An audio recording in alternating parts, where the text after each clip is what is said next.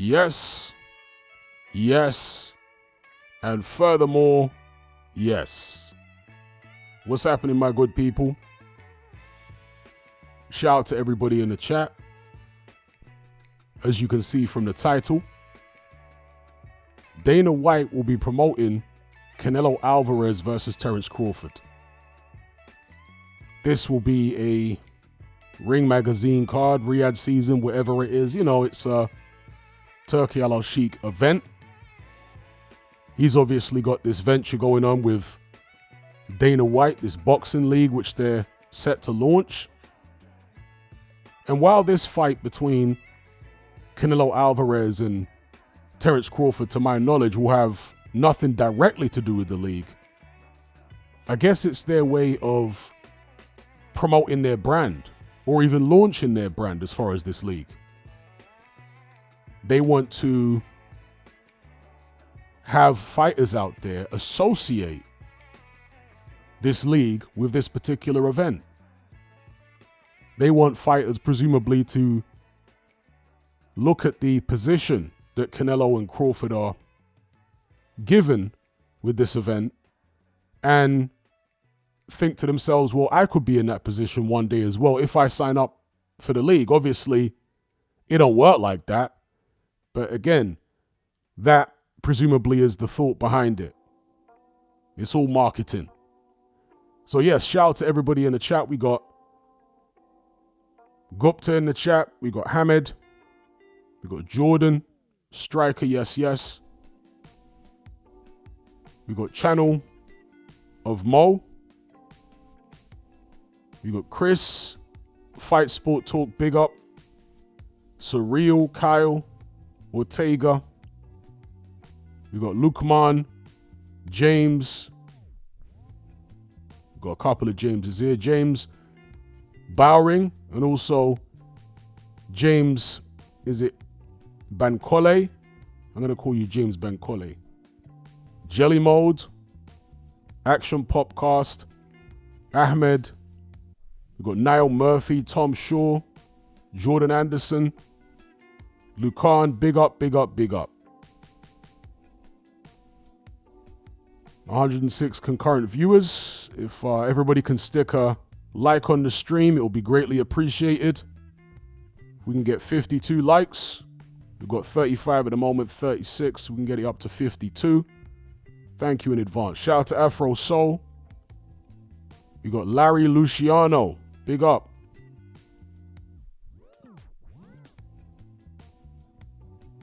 All right, so I really want to have this conversation with you guys regarding Dana White promoting this fight between Canelo Alvarez and Terence Crawford. But before we get into that, I just want to do some housekeeping here with regards to the fights over the weekend. It was a terrible weekend of boxing. The Times Square card, of course, was a complete dud. And the Canelo-William Skull fight was also a dud. And that card wasn't particularly great. I mean, that card with Canelo and William Skull was better than the Times Square card for sure. There was a couple of fights on the undercard that were okay. I mean, nothing special, but they were okay. Badu Jack versus Mikhailian was okay as a fight. I want to say Jaime Munguia versus Bruno Saras. The rematch was okay. And even F.A. Jagba versus Martin Bakole was okay. It wasn't a great fight, but it was okay. There were moments of drama in there. And I watched that fight back for a second time, by the way. It's up on, I'm not sure if Ring Magazine or Turkey Al-Sheikh. It's on one of those channels. And I watched the fight back and scored it again. And I had it 7-3 to F.A. Jagba. Yeah, 7-3 to a Jagba. That was a horrible decision to give it a draw. I'm not saying it was necessarily a robbery, right? But I thought most of the rounds were fairly easy to score. And I couldn't give an absolute push 4 rounds, right? But no, more realistically, 3 rounds in that fight. So that card was mediocre and the main event was horrible. Canelo against Skull. I did a video about that. So then it was down to our man in Japan, Naoya Inoue, to try and save the show against Ramon Cardenas. And save the show he did, or save the weekend, should I say, not save the show. It was down to Naoya Inoue to save the show against Ramon Cardenas. Save the show, I keep saying it. To save the weekend. And he did indeed. He not only stopped Ramon Cardenas in 8 rounds, but he got dropped himself along the way. And the interesting thing is, there's a few interesting things. It was the exact same shot that Inoue got dropped with against Luis Neri. You guys remember that punch? You're going to see it here on screen. This is in the Cardenas fight. And that's in the Neri fight. The exact same punch. And Inoue got off the floor and responded in the exact same way. You know, Inoue, it's not good that he's getting dropped. Don't get it twisted, because he keeps getting caught with that particular punch. That's not a good thing. Is he chinny? Some people are saying he is. I wouldn't say so. He obviously doesn't have an iron jaw, but when he gets back to his feet, his powers of recovery are good. And he doesn't get spooked either by getting knocked down. He comes back with a vengeance. He makes the adjustment. He makes sure he doesn't get caught with that shot again in the fight. But next time he comes up against a hard-hitting southpaw, is he going to get cracked with that shot again? It's a bit of a habit for Inoue. He keeps on getting caught with that same punch. So, yeah, the fact he's getting caught and dropped is not good. But the way he responds is fantastic. The adjustment is there. He's not spooked at all. He comes back with a vengeance. And he gives the fans tremendous entertainment. It's not just the fact that Inoue is a great puncher, which he is. It's also the fact that he's got a tremendous work rate. I was talking to somebody in my Element group, and he was saying, yeah, Inoue's got that fast twitch, explosive power, but also a tremendous punch output. Obviously, he's a small guy, right? But it's still an unusual thing to see.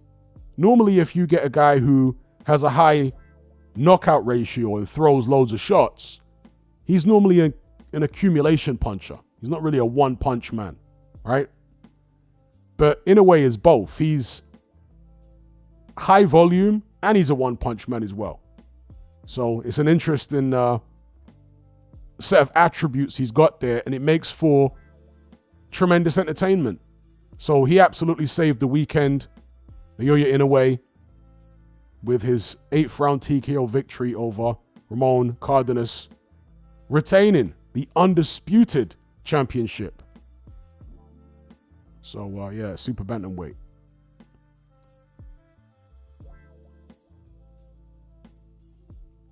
So, Dana White. Let me just get to the live chat here. There is some messages coming in. Shout out to P-Flex for the super chat. He says, Prime Calzaghe versus Prime Ward. Who wins? I'd have to go with Prime Ward, you know. I'd have to go with Prime Ward. And the reason I say that is because, and I might have said the opposite in previous streams when people have asked me this question, because this question does come up fairly frequently. But as it stands right now, the way I'm thinking right now is Calzaghe versus an ancient Bernard Hopkins was competitive. Calzaghe won, but it was a very competitive fight. And I always saw Andre Ward as like Bernard Hopkins 2.0. He was like a slightly better version, in my view, a slightly more talented version than Hopkins. Version of Hopkins, excuse me. He basically did the same things that Hopkins did, but with a bit more athleticism and maybe a little more physical strength, because he was a naturally bigger guy, Ward. So I reckon with that extra bit of something that he had over somebody like Hopkins, at least in my mind, I would tentatively say Andre Ward on points, but we'll never know, right? It's a fantasy matchup. Shout out to P Flex for the super chat.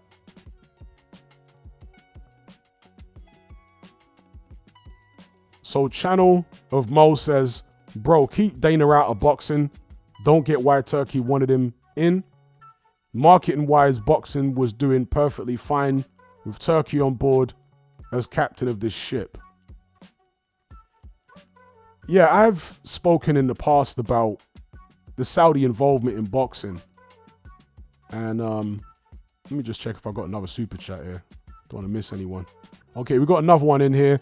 Lineal Ngannou, shout out for the super chat. He says, who wins, Ali versus Marciano? Is Marciano underrated?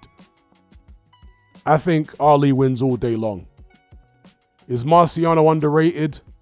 No, I don't think so. I think for a long time, Marciano was actually overrated. I'm talking about during the 60s, 70s, 80s. Not so much in the 90s. But I think up to the Mike Tyson era, up until then, Marciano was really overrated. These days, not many people talk about him. Not many people consider him in the all-time great heavyweight conversation. But yeah, personally, I don't think he was overrated. And I think Muhammad Ali beats him all day long. I don't see how a guy 185, 190 pounds, as slow as Marciano was, and he was slow. He was strong, yes. Very tough and brave. He was a good puncher. But you consider the guys that Ali went in with, as far as I'm concerned, in my opinion, they're better than Marciano. Foreman, for me, is better than Marciano. Sonny Liston, better than Marciano.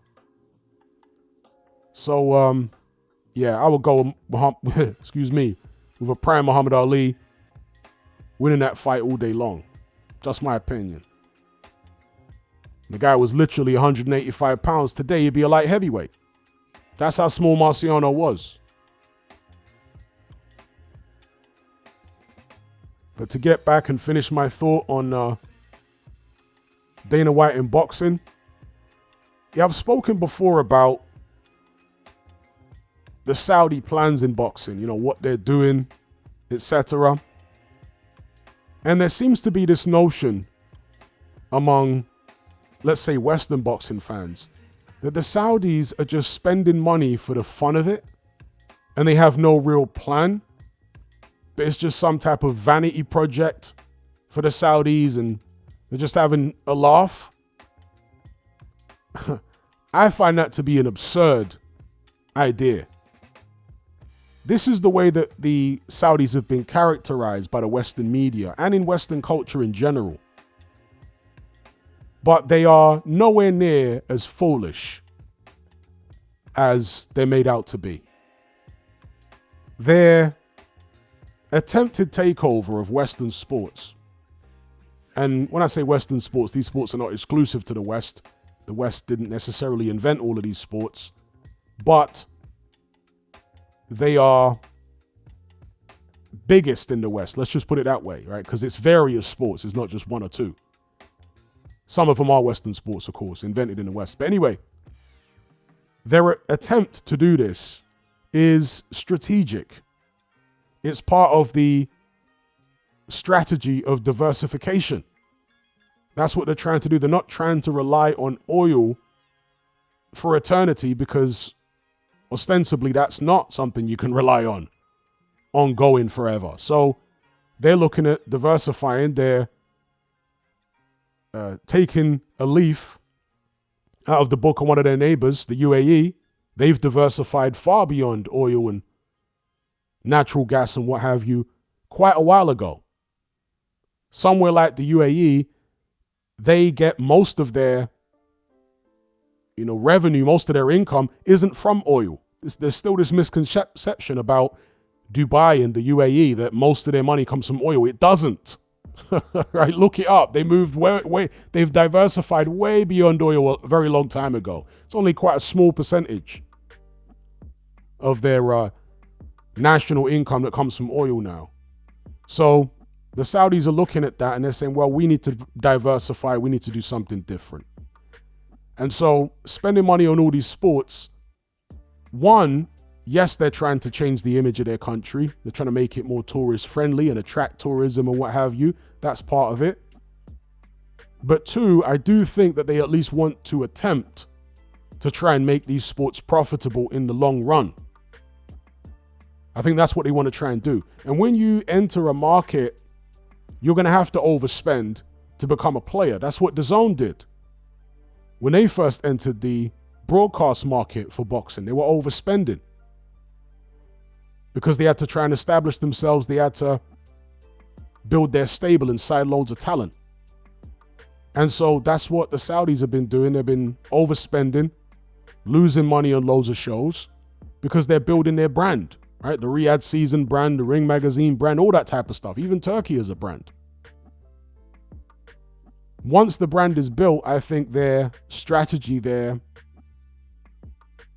intent is to reel in those purses just like DAZN did and start turning a profit. And I think they fancy that Dana White is the guy to help them do that. Because Dana White, with the UFC, has turned tremendous profits for that company. Why else would they bring Dana White in? Oh, I'm telling you, that's why they're doing it. Because long term, they want to turn a profit out of this boxing stuff. It's not just a black hole of money where they don't even care about making anything. It's just such a bizarre notion in the West that people have, that the Saudis don't care about making money. Of course they care about making money. In the long term. In the short term, yes, they're willing to hemorrhage money. But there's a strategy behind it. It's not just frivolous spending for the sake of spending like some kind of vanity project. It's not that. They're smarter than that. So, yeah, that's why they're bringing Dana White in.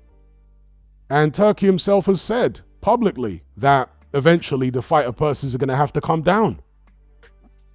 He didn't say exactly how far down, but after reportedly paying Canelo, what was it? Something like 80 million for the Williams Skull fight. I mean, ouch.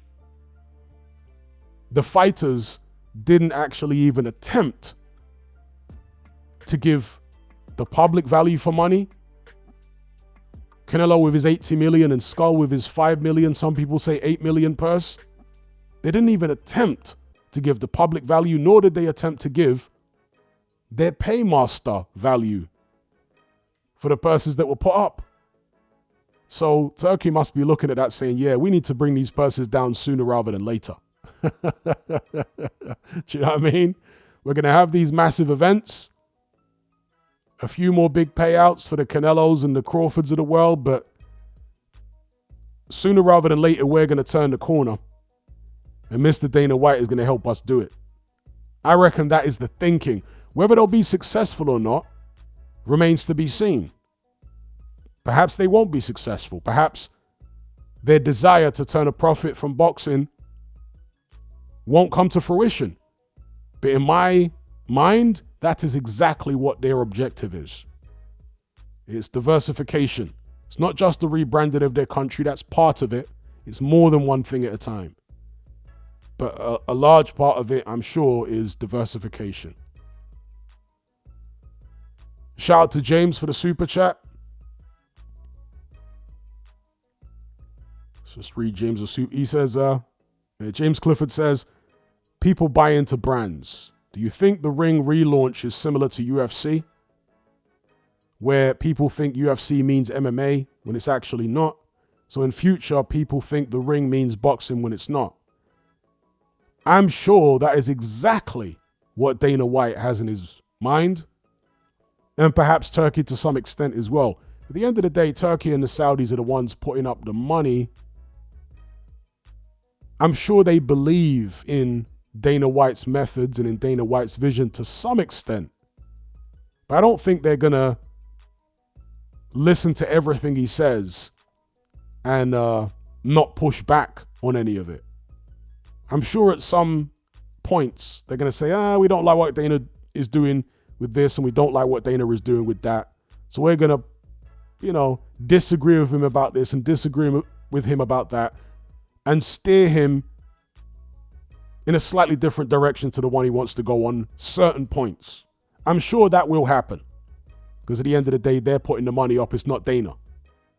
Dana is not going to have as much control in this scenario and on this venture as he ever had with UFC. Because Dana White was the head honcho at UFC for a long time. I think he's like got other people there in the company, right? Is Dana White sold his share? I'm not exactly sure what it is with Dana White now and the structure of UFC as a company, but there are other people involved, right? Other major players at UFC. But certainly for a while, he was the head honcho. And he steered that ship in whatever direction he saw fit. Different situation with this boxing league. He's not the head honcho, right? Yes, he's been given the status as the promoter for this league, but he's not the one coming up with the money. And it's the money that calls the shots, ultimately.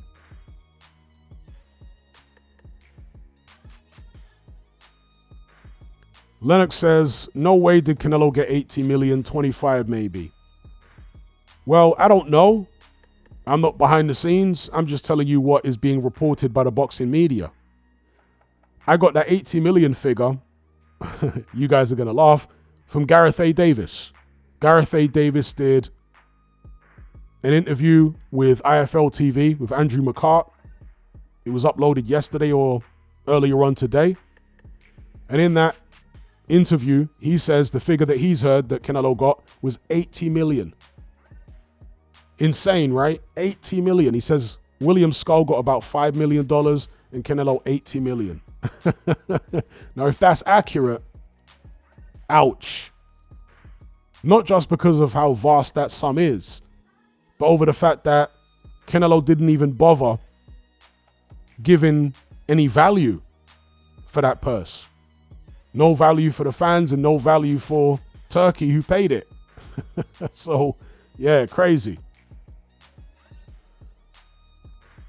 Shout out to Mr. Luca in the chat. He says the promoter's enemy was Turkey.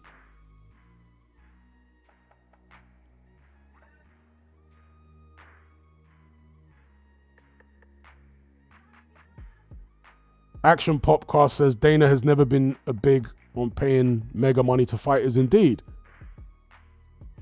But I don't think, as I've said many times before, that Dana White's UFC model is going to work in boxing. As far as paying boxers UFC level purses, that's not going to fly.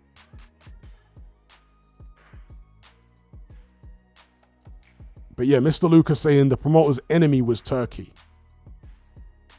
Expand on that comment, please, Mr. Luca. What do you mean by the promoter's enemy was Turkey? Shout out to Lineal and Garni who says, why isn't Marciano regarded as the number all-time great? Do you mean the number one all-time great? The competition that Marciano had during his time wasn't as strong as, let's say, the competition during Ali's time, or the competition during Lennox Lewis's time, the competition during many other times, many other periods in boxing. So that's one point. Another point is Marciano didn't have that many world title fights. He retired at the top. So he isn't somebody that has a really deep resume. Number three, Marciano, by modern standards, was tiny. So you're talking about a guy who weighed between 185 to 190 pounds. Today, he'd literally be a light heavyweight. Because remember, back then, they would weigh you in on the day of the fight. So it's not like he was boiling down, making 185 pounds and then rehydrating up to 205 pounds. No. If he weighed in at 185, he was probably in the ring between 185 and 190. That is what light heavyweights, many of them, weigh in the ring on fight night. So Marciano, literally, by today's standards, was a light heavyweight. So a guy that small, who's also slow, who cuts easy, who's easy to hit, yeah, he got tremendous heart, punching power, all that, determination. But easy to hit, slow, cut easy. I don't see him surviving against not just bigger heavyweights, but heavyweights who also, as well as having a size advantage over him, were faster, more athletic, more difficult to hit. Do you know what I mean? That had power as well. So Marciano was the man during his time, but I think it was a perfect storm for him, to be honest. That's my opinion. But shout out to Lineal Ngannou again.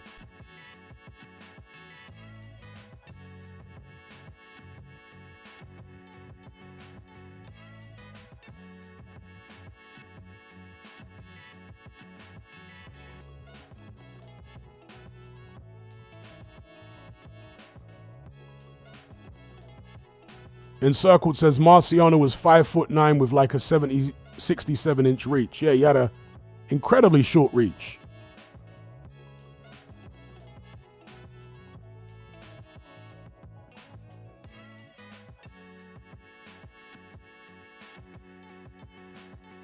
Mr. Grandy says, I think boxers should be paid according to their performance. If you stink the place out, a portion of your purse gets withheld. That should be the incentive to actually make them fight. Well, that's something that they actually used to do. You know, talk about the time of Rocky Marciano and earlier. Such things were actually fairly common. If you stunk the place out, yeah, they'd withhold your purse, or at least part of it. And I agree with you. I think that there should be performance-related pay in boxing. And when I say performance-related, I don't just mean as far as winning fights. No. Being entertaining. Perhaps there should be punch quotas per weight class. You know? If you don't throw a certain number of punches per round, you get penalized financially. You get a certain amount of money docked from your purse if you don't keep your punch output above a certain amount. You know, let's say, obviously, well, not necessarily obviously, but an average punch output, depending on the number of rounds you go, should be above a particular amount.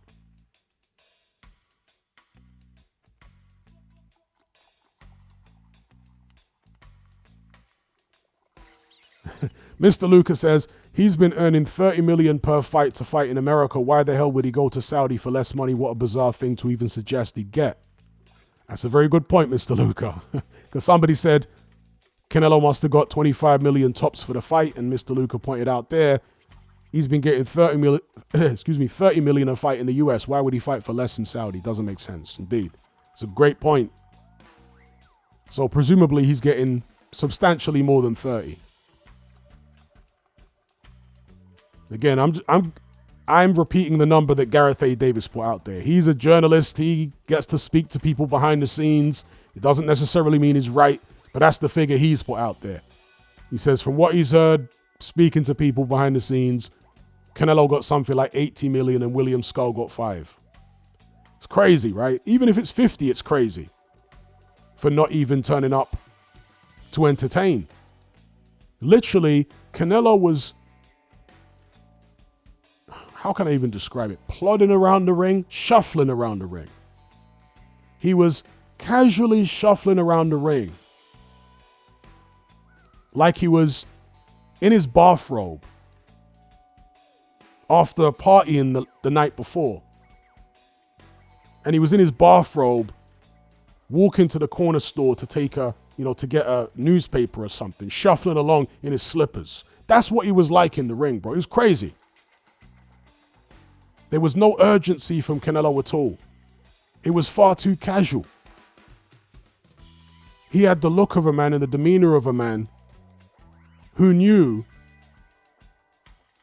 that he could just take the absolute biscuit, take total liberties, and there'll be no consequences. That's the demeanor he had.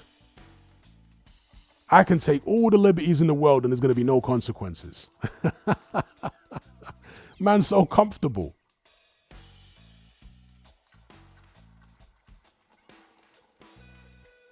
And as for William Skull, I don't ever want to see him again. And the people who are defending William Skull, all I can tell you is that they're not boxing fans. See, spectator sports like boxing are a form of entertainment. If boxing was not a form of entertainment, well, nobody gets paid because nobody wants to watch it. Yes, it's supposed to be entertainment. Some people act like a sport cannot be entertainment. It's very weird, right? They think that these things are exclusive of each other.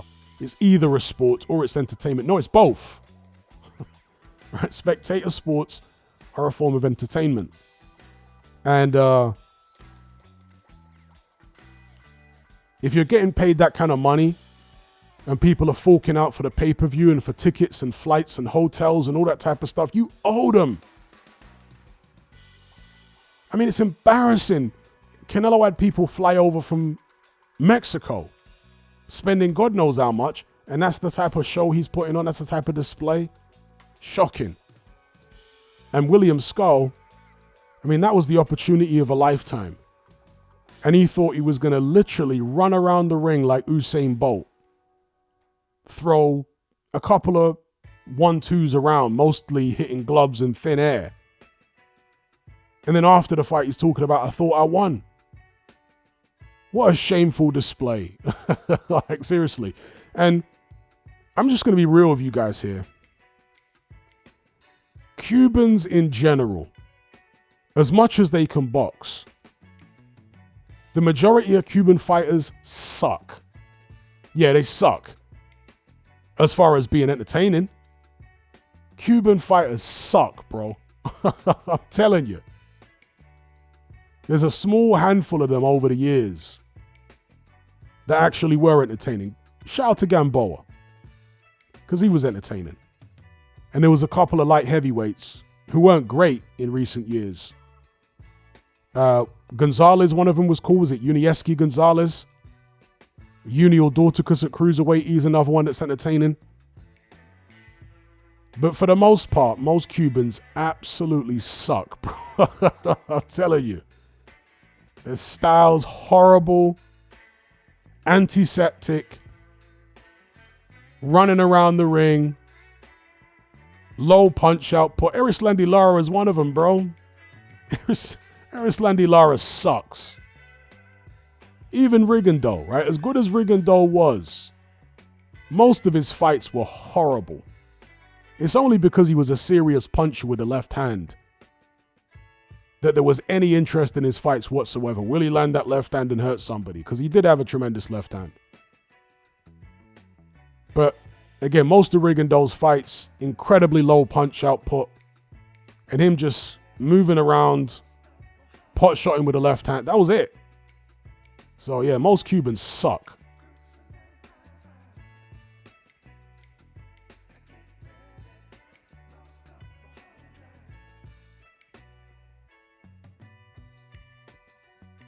It had to be said. This Cuban thing, bro. This Cuban school and all this. Come on, bro. This ain't the amateurs. Yeah, the Cubans are great in the amateurs because amateur boxing's damn near a completely different sport. So that's where the Cubans really shine. But in the pro game, nah. All right, let's move on to a different topic here. Rumors are still abound, and I'm sure you're all tired of hearing about this, as am I. That Anthony Joshua and Tyson Fury are finally set to lock horns. Now, like many other people, I was disappointed and alarmed to hear Alexander Usyk say that he would entertain trilogy fights with the likes of AJ and Tyson Fury. Saying something like that when you got people like Joseph Parker out there and Ajit Kabayel out there is, like I say, alarming, concerning. Usyk hasn't put a foot wrong so far as a pro. He's been a model professional, not just in terms of the way he comes across in interviews. I really don't care about the way he comes across in interviews, to be honest with you. I'm talking about the way he has managed his career as far as fighting the best, not ducking anybody, not trying to kick the can down the road and age people out, marinate a fight. No, Usyk's on all the smoke immediately. That's the way he's been throughout his career. It's been a proper throwback. But of course, he's nearing the end now. And so perhaps he feels like he doesn't want to take any more risks. I would rather see him retire than, to quote the line from Batman, it's better that you retire a hero than live long enough to see yourself become the villain. Or in this case, fight on long enough to see yourself become a villain. So I think Usyk should retire at the top as a hero. He's 38. He's no spring chicken. He's not going to get better, is he? He's been deteriorating, I think, Usyk, for the past few years. He's not as athletic as he was when he fought AJ the first time. For me, that was Usyk's best performance at heavyweight. In terms of his foot speed, his constant head movement. Even in the 12th round, he was moving his head, moving his feet. After that fight, Usyk said that he expected AJ to be a much tougher opponent. So it's almost like he overdid it in training Usyk. He was training for somebody who was way more formidable than AJ. In his head, he thought AJ was some kind of monster. And that's what he trained for. To be able to constantly move his head with that pendulum motion, even in the 12th round, and move his feet all the time. It was non-stop. We haven't seen that type of consistent head movement and foot movement in any of Usyk's fights since then. It's as if he said, yeah, I don't need to go that extreme against these big heavyweights. Yeah, they're good, but they're not as good as I thought they were going to be. Do you know what I mean? Anyway, Usyk has been perfect so far as a pro in the way that he's managed his career, being the old school throwback type guy. But there's the possibility that he spoils it all if he were to have trilogy matches with AJ or Tyson Fury. And the reason I say that is because he's beaten them both twice, and neither one of them has come back yet and got a win. The only way that trilogy matches with AJ and Fury would be acceptable, as far as I'm concerned, would be if, as I say, one of them came back, or either of them came back and got some wins over top contenders. Let's say one of them comes back and beats Ajit Caballero or beats Joseph Parker. To me, that even wouldn't be enough, because, yeah, then they would have a credible win on their record again after a defeat. But we don't want an incestuous situation where Usyk is just fighting the same guys over and over again. And that's what it's been the past few years with these British heavyweights. So, bare minimum, I would want AJ and Fury to fight each other first. The winner of that, I would then like to see face Caballero or Joseph Parker. If either one of those guys hasn't yet got a shot at Usyk, or Dubois, if Dubois wins the rematch with Usyk. And then the winner of that then gets to fight Alexander Usyk. That's what I would like to see. So AJ Fury first, and the winner of that against Parker or Caballero. And if they get past those two fights, then they get Usyk if he's still around.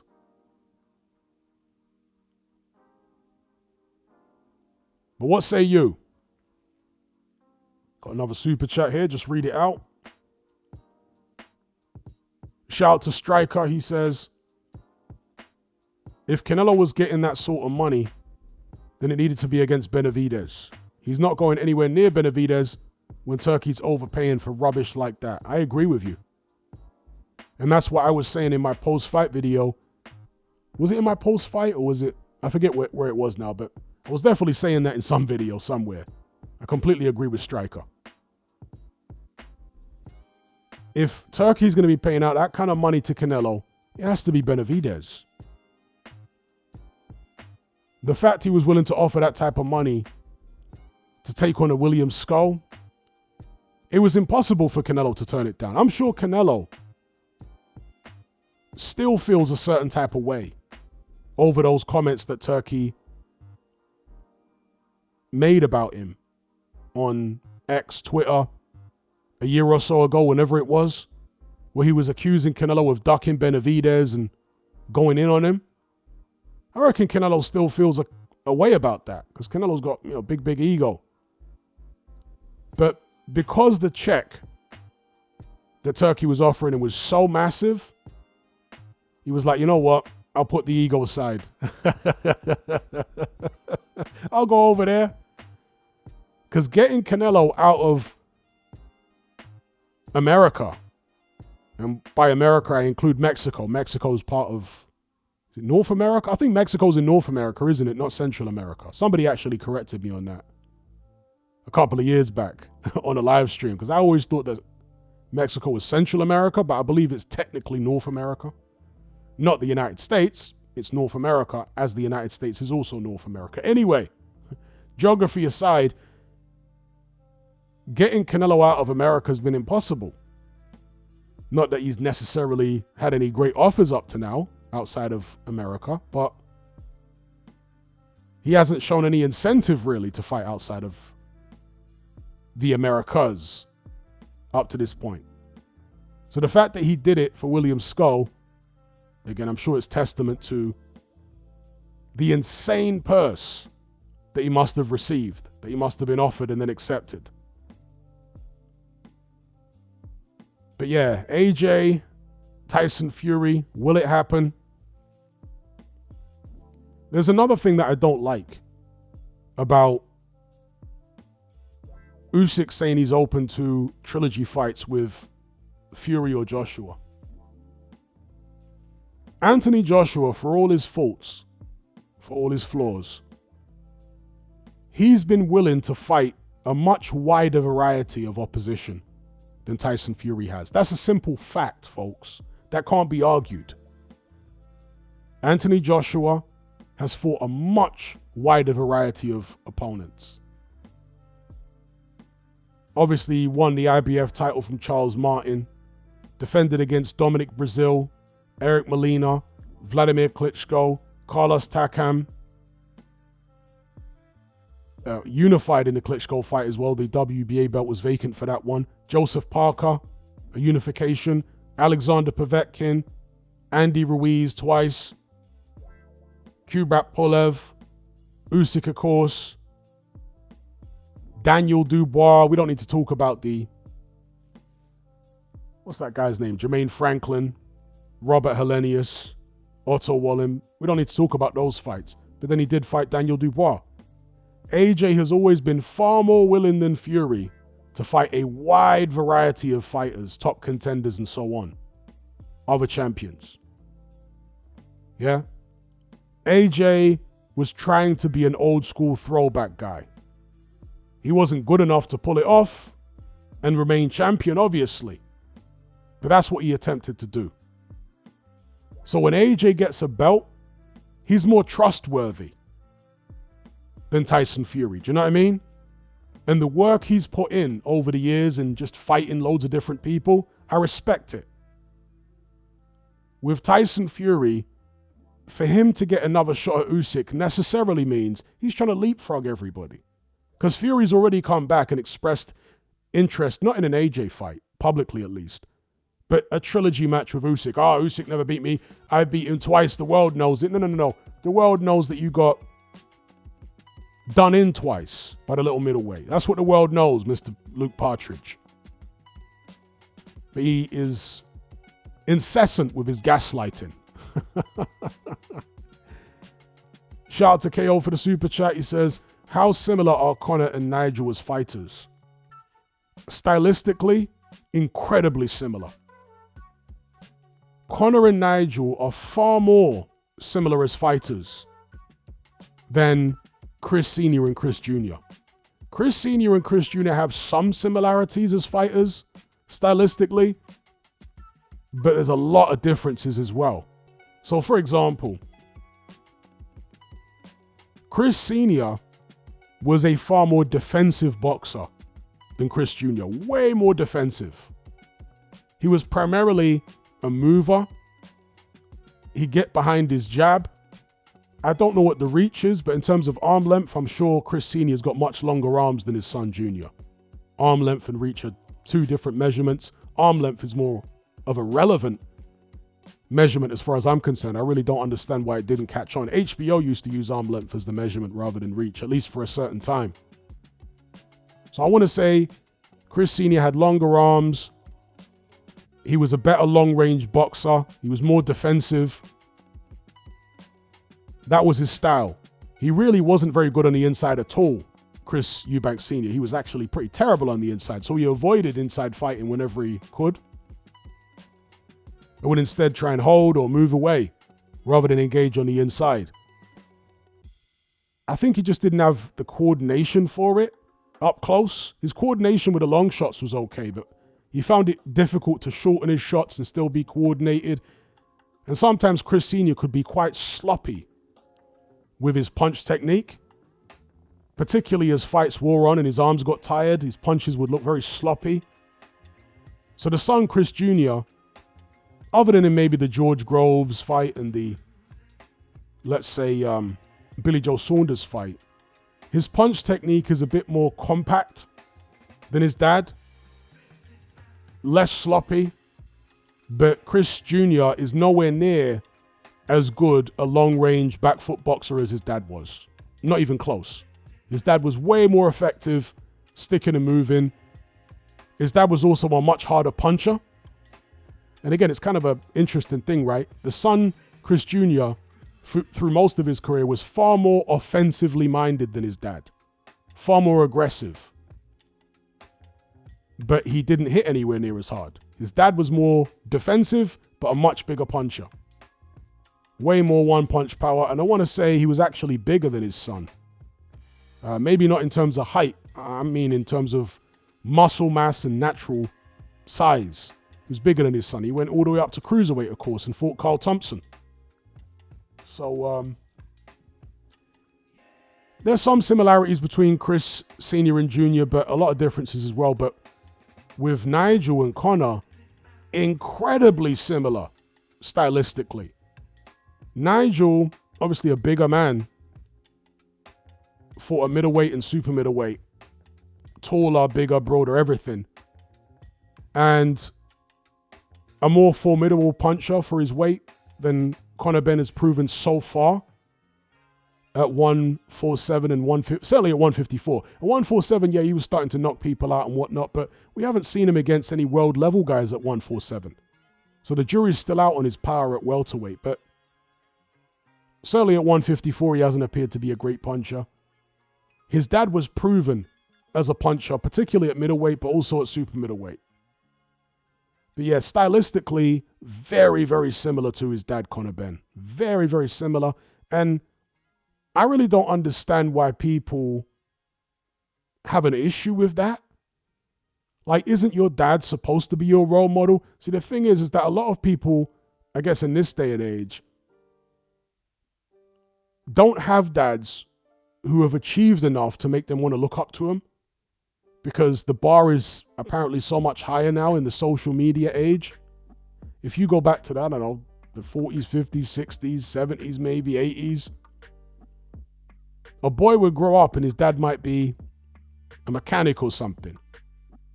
And that was enough back then to support a wife and kids as the sole breadwinner. And so the boy would grow up looking up to his dad. And he would want to be a mechanic. And his dad would show him the ropes and teach him how to fix cars. It was a beautiful thing. Nowadays, how many people actually look up to their dads? You know what I mean? It don't seem like many. Unless their dads are really successful. You know? Well, Chris Eubank Jr. and Conor Benn had very successful dads. Why wouldn't they look up to them? Why wouldn't they be drawn towards boxing? Because they idolized their dads growing up. Do you know what I mean? It's a natural thing to idolize their dads given what they achieved. And to try and copy the dad's style. At the end of the day, you are part of your dad, genetically. Even personality-wise, you inherit some of that from your dad genetically, not just as far as nurture. So, and even the biomechanics. I mean, Conor Benn isn't going in there every time he steps in the ring thinking, oh, I need to copy all my dad's moves exactly to the T and the way he walks. And no, he's not doing that. Biomechanically, he's going to be somewhat like his dad, whether he likes it or not. The way he moves, in the ring, the way he throws punches, the way his legs are, it's going to be a bit like his dad, whether he tries to or not. Do you know what I mean? Because he is genetically from his dad. So I don't see why people have an issue with that. But anyway, Conor Benn, very, very similar stylistically to Nigel. Very similar. Nigel was a bit more correct with his punches. Conor's still a bit raw. But Nigel could be very wild too. There were plenty of fights where Nigel was swinging for the fences with his punches. Plenty of fights like that for Nigel. But during his super middleweight campaign, when he was WBC champion at super middleweight, he kind of settled down and he was boxing more in fights. I remember when he beat people like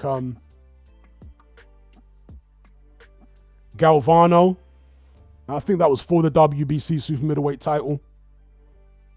He fought people like Henry Wharton, Lou Gent, Nicky Piper.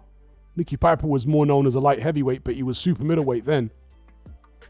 And you go back and watch those fights. There was also a guy from Uruguay or Paraguay who had like a big square jaw. I forget the guy's name, but he had a really good chin. And Nigel Benn boxed his way through that fight as well. So he kind of relied on his boxing skills. He was like an ABA champion, Nigel Benn. So, but then again, Conor Benn in a couple of fights, when he fought Cedric Payno the second time, when he fought Formella, he showed a few boxing skills. I'm longing this answer out far more than I should have done, but long story short, Conor and Nigel were very similar stylistically. Very, very similar. Biomechanics, damn near identical. Shout out to Khalid for the super chat. He says, you reckon the Fury that fought Deontay Wilder in the first fight would beat Usyk now? Hell no. The Fury who fought Deontay Wilder the first time was depleted. He wasn't strong in that fight. I think he admitted it himself. Even his dad admitted it. He weren't strong in the first Wilder fight. In the second Wilder fight, that was a much better version of Fury. But the version of Fury who fought Wilder the first time, nah. He'd have less of a chance against Usyk than the version that did fight Usyk twice.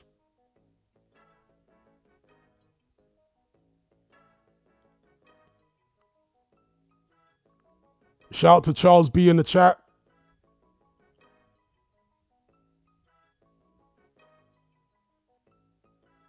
Kyle says, does head shape affect a fighter's chin? Big up B-Tech Graham in the chat. I used to think it did. Mr. Luke says, what about my super chat? All right, I've missed one. Let me have a look. Where we at? Okay, yeah, Mr. Lucas says, if that's Usyk's mindset, then I hope Dubois wins. I hear you, but we don't know whether Usyk is talking hypothetically and what caveats he may put on that. A lot of this might be lost in translation. His English is improving, but it's still not great. So maybe he's saying, well, hypothetically, in principle, I'd be willing to fight trilogy matches with these guys, not necessarily next. Do you know what I mean? So we don't know the context, but if he is talking about fighting him next, would it be better if Dubois won? In some ways, but then can you imagine Don Charles? He's bad enough now. Imagine if Dubois beat Usyk. Dear, oh dear, oh dear. Don Charles would be beyond insufferable.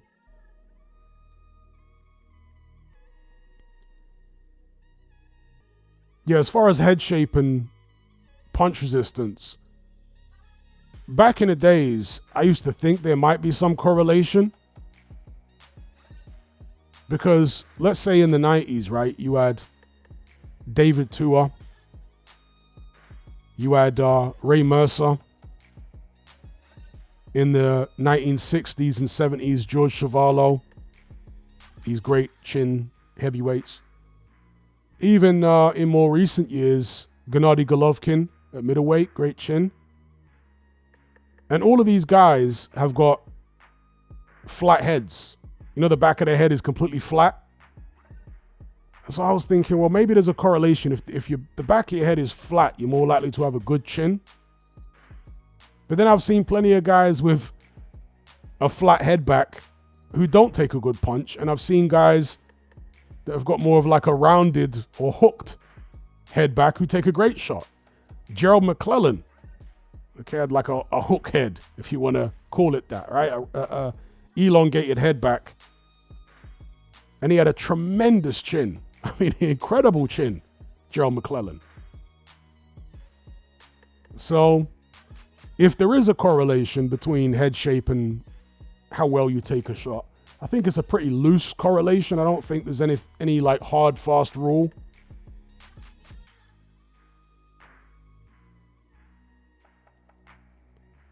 Charles B says Joshua's got a flat head.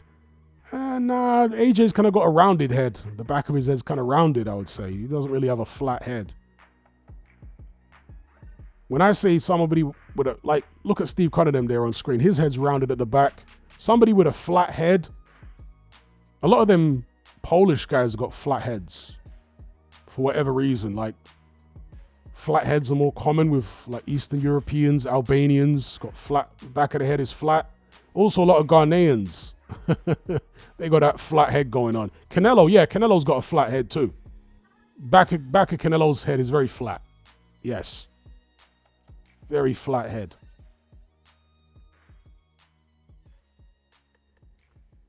And Golovkin as well. He had a flat head back. John Fury, that's a good one, NJ. John Fury had a flat head back. But John Fury did not have a great chin. Yeah. John Fury didn't have a great chin. But the head back was flat. Afro Soul says, I'm Ghanaian myself. I got that flat head. See? I know what I'm talking about. So many Ghanaians have got that flat head back, bro.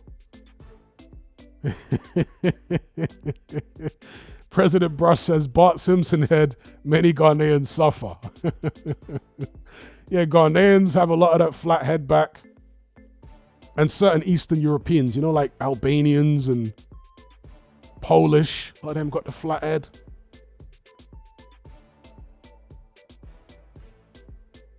Bob says, isn't the neck thickness more important for the chin? That's another thing I used to think. I grew up watching Mike Tyson, and Mike Tyson had a great chin. And he had a huge neck. David Tua had a huge neck, another flat head back, David Tua, right? David Tua had a huge neck, and all these guys are huge necks. But then you look at Michael Moorer in his prime, his neck was just as big as Mike Tyson, and he had a terrible chin. Herbie Hyde, for a while as a pro, had a really massive neck, and he had a terrible chin. So there's no hard, fast rule. Jay Wood says Turkish guys. Yeah, Turkish guys. Turkey's not too far from Albania. That whole region is like Flathead Central.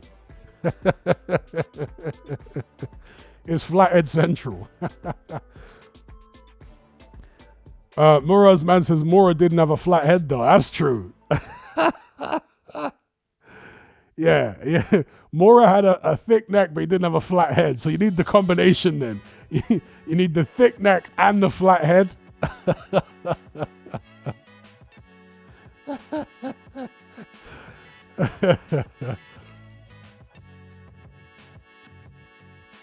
Jazz says neck length is more important, I think.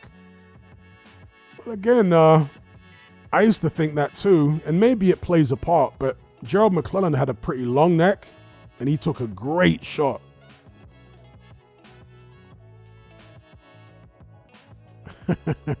Star Fox says born in the flathead triangle.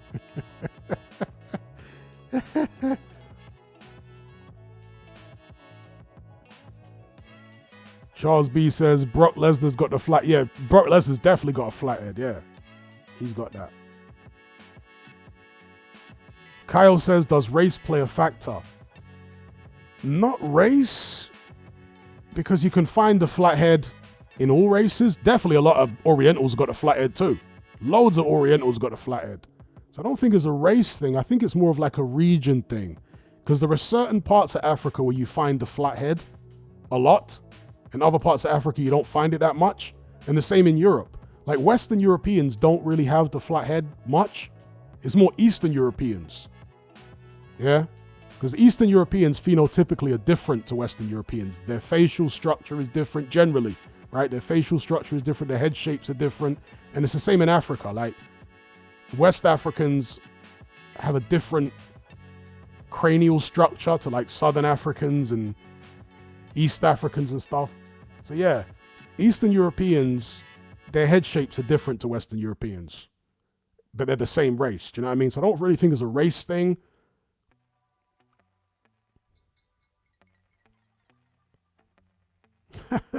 Mighty Meatball says, Stallone had a great chin.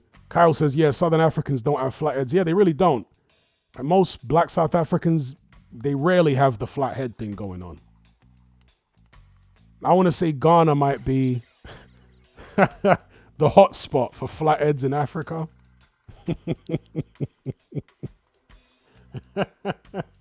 Ghana might be the hot spot for it.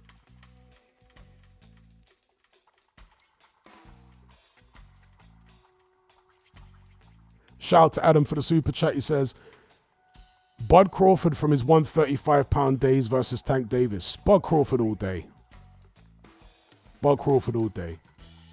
Tank against the boxer like Bud. He's too Deontay Wilder. Waiting the whole fight. Thinking he's going to land the big shot. Well, look what happened to him in his last fight. He didn't land it. Do you know what I mean? That day will eventually come.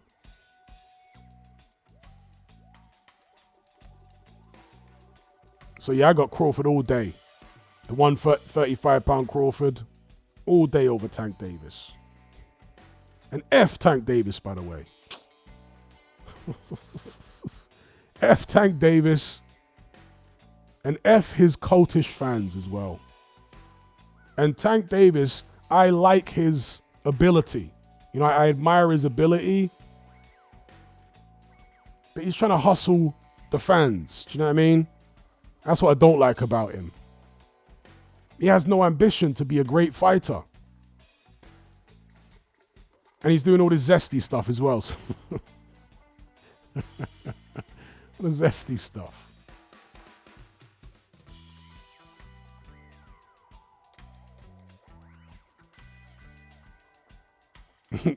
Dr. Wu says 50p shaped heads.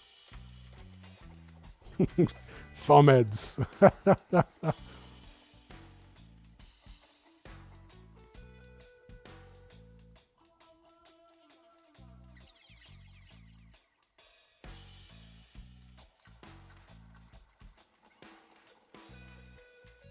Shout out to Goozy in the chat.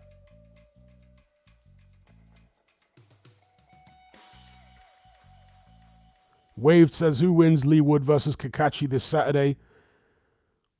Kakachi's been more active, hasn't he? I want to say Lee Wood, but with the inactivity, I might lean towards Kakachi, you know, because of the inactivity. But if Wood was more active, I'd pick him. It's almost a 50-50 to me. Charles B says, does Ngannou have a flathead? I think he kind of does. He doesn't have the flattest head I've ever seen, but relatively so. Because, you know, some flatheads are flatter than others. Canelo's head is proper flat at the back. Like Canelo's head is so flat at the back that he could sleep on a concrete floor with no discomfort whatsoever. You know, like that. Because there'd be no pressure point at the back of his head. Because it's so flat. It would lay so comfortably against the concrete, you wouldn't even need a pillow. Whereas if your head is like rounded at the back, there's going to be like a pressure point. Where you're lying down on the concrete, it's going to be uncomfortable.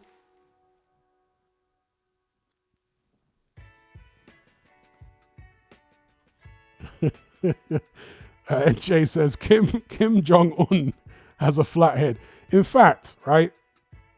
Shout out to Mora's man. He says, thanks for the flathead discussion, my bro. Shout out to Mora's man. If there's any race that has the flat head more than other, because all the races have it, right? But if there's a race that has it more than most, it probably is Orientals, come to think of it. Loads of Orientals have got a flat head.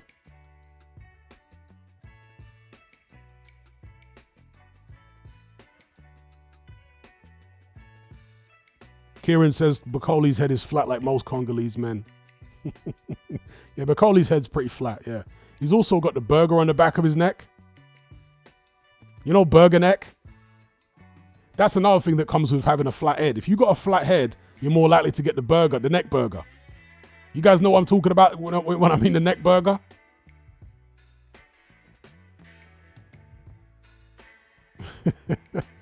So Bakoli's got a neck burger. And I want to say black people are most commonly have neck burgers. There are other races have neck burgers too, but it's more common with black people having the neck burger.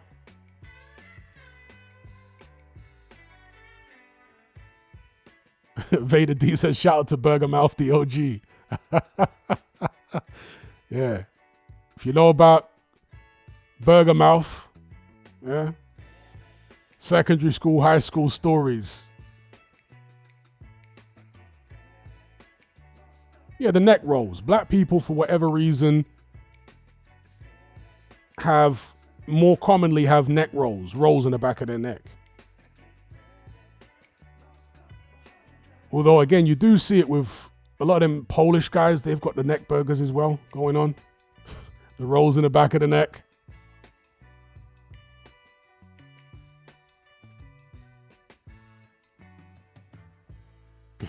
See, I knew that would come up. Does the neck burger increase? Does the neck burger increase? Yeah, this conversation is going crazy right now. Does the neck burger increase punch resistance? Uncle Phil neck. There you go. Hero protagonist. The Uncle Phil neck, the neck burger. So if you combine the neck burger with the flat head and the thick neck, if you got a neck burger, your neck is necessarily already thick, right? So the two go hand in hand. Now, you can have a thick neck without having a neck burger. Because if you look at Mike Tyson in his prime, he didn't have a neck burger, but he did have a thick neck. But you're saying if we combine the neck burger, thick neck and flat head, is that the ultimate iron jaw? Is that what we're saying here?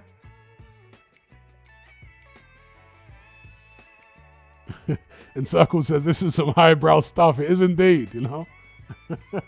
Trying to elevate my audience spiritually with this conversation here. Charles B says, what about big traps? When you build up your traps, it makes your neck look bigger as well at the same time. But yeah, I don't think traps really help punch resistance that much from what I've seen. Herbie Hyde had big traps. He had no chin at all.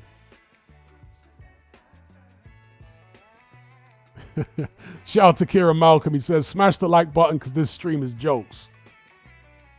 We've got 360 concurrent viewers. If you could all drop a like on this one, it'd be much appreciated. Big up. Trevor OJ says, McBacoli head burger.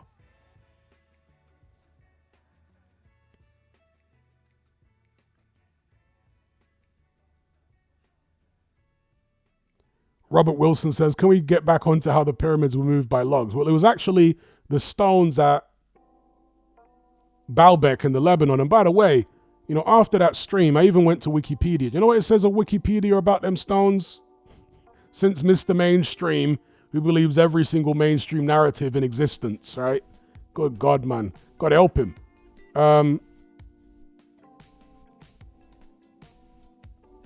This is what it says about the Baalbek stones on Wikipedia, the most mainstream site of all. So he didn't want to accept the mainstream site of the History Channel, even though he's a mainstream normie. Well, how about Wikipedia? That's another mainstream source for him. On Wikipedia, it says, I'm just going to get it up here, about the Baalbek stones. Where are we at? It says here, how the stones, right? The Baalbek stones are 6 massive worked blocks of stone in Baalbek, Lebanon, characterized by megalithic gigantism, unparalleled in antiquity. Yeah, massive. I mean, these stones are like, some of them 1,000 tons. It says here, how the stones were moved from where they were quarried to their final locations is uncertain. Yeah, no ish, it's uncertain. Yeah, no ish. 1,000-ton stones. So that's what it says on Wikipedia. How they were moved is uncertain. Well, yeah, damn right. Anyway, let me not get sidetracked talking about ancient mysteries. Let's get back onto neck burgers. Robert Wilson says, so no logs then. Definitely no logs. Andy Hall says, is it solely genetics which decide your punch resistance, or could, say, Amir Khan or Harold Graham have improved their neck muscles, etc., and become more resistant? I think it is 95% genetic. I think it's partly mental. Taking a shot. There's a psychological and even, in my opinion, neurological aspect to it. But I think it's primarily a genetic thing, how well you take a shot. I don't think there's much you can do to improve it. You might be able to improve your chin by, I don't know, 5%, 10%, but I don't think you're going to turn an Amir Khan into a Gennady Golovkin. Do you know what I mean? If you got a glass jaw, that's what you're stuck with.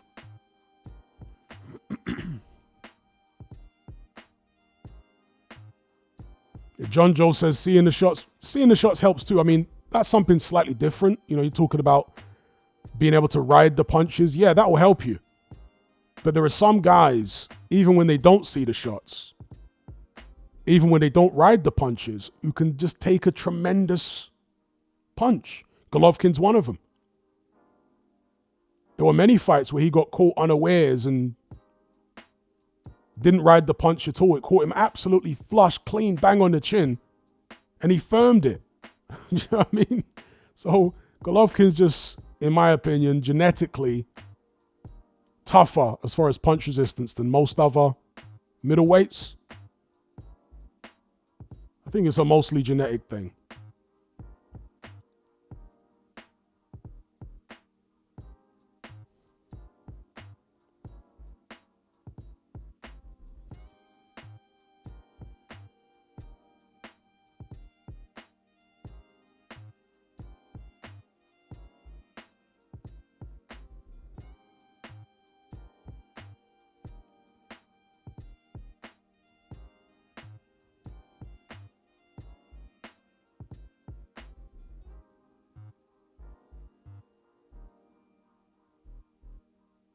Yeah, I remember the Danny Jacobs fight, for example. Jacobs was the first big puncher that I can recall who really nailed Golovkin. You remember the Danny Jacobs fight? Jacobs nailed Golovkin as hard as he could possibly hit him with like a 2-piece. And it snapped Golovkin's head, you know, this way and that, really violently. So his head was getting jerked around by the punches, but the rest of his body was absolutely unflinched. You know what I mean? Nothing. So I remember seeing that thinking, damn, Golovkin's got some chin on him. And then obviously went into the Canelo fights after that.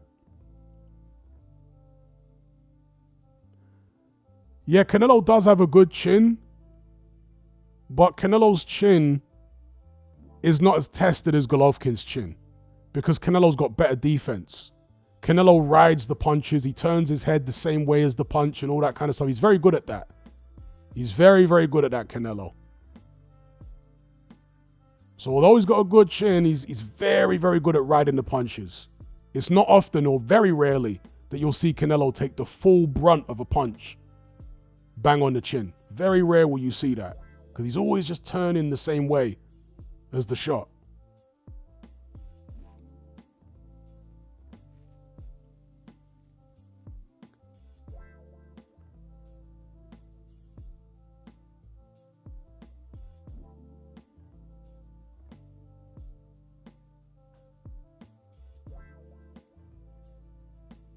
Fileta Gate says, Dubois thought he couldn't take a shot, now he walks through him.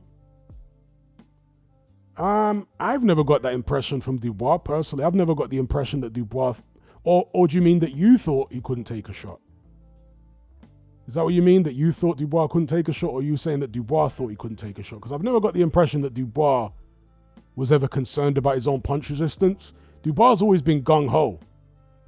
He always flies into exchanges, do you know what I mean? Always. I remember when he fought an African guy. I forget the African guy's name now. I think Fabio Wardley also fought him later on.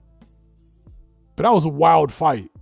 And Dubois was like trading up with that guy from early in huge exchanges, not worrying about what was coming back. Richard Latte, thank you. Arco, yeah, Richard Latte. Latte was throwing massive shots at him. And Dubois was like, okay, yeah, come on then. And he was swinging it out. There were some very wild exchanges in that fight. So, yeah, Dubois always looked like he's confident in taking a shot. To me, anyway.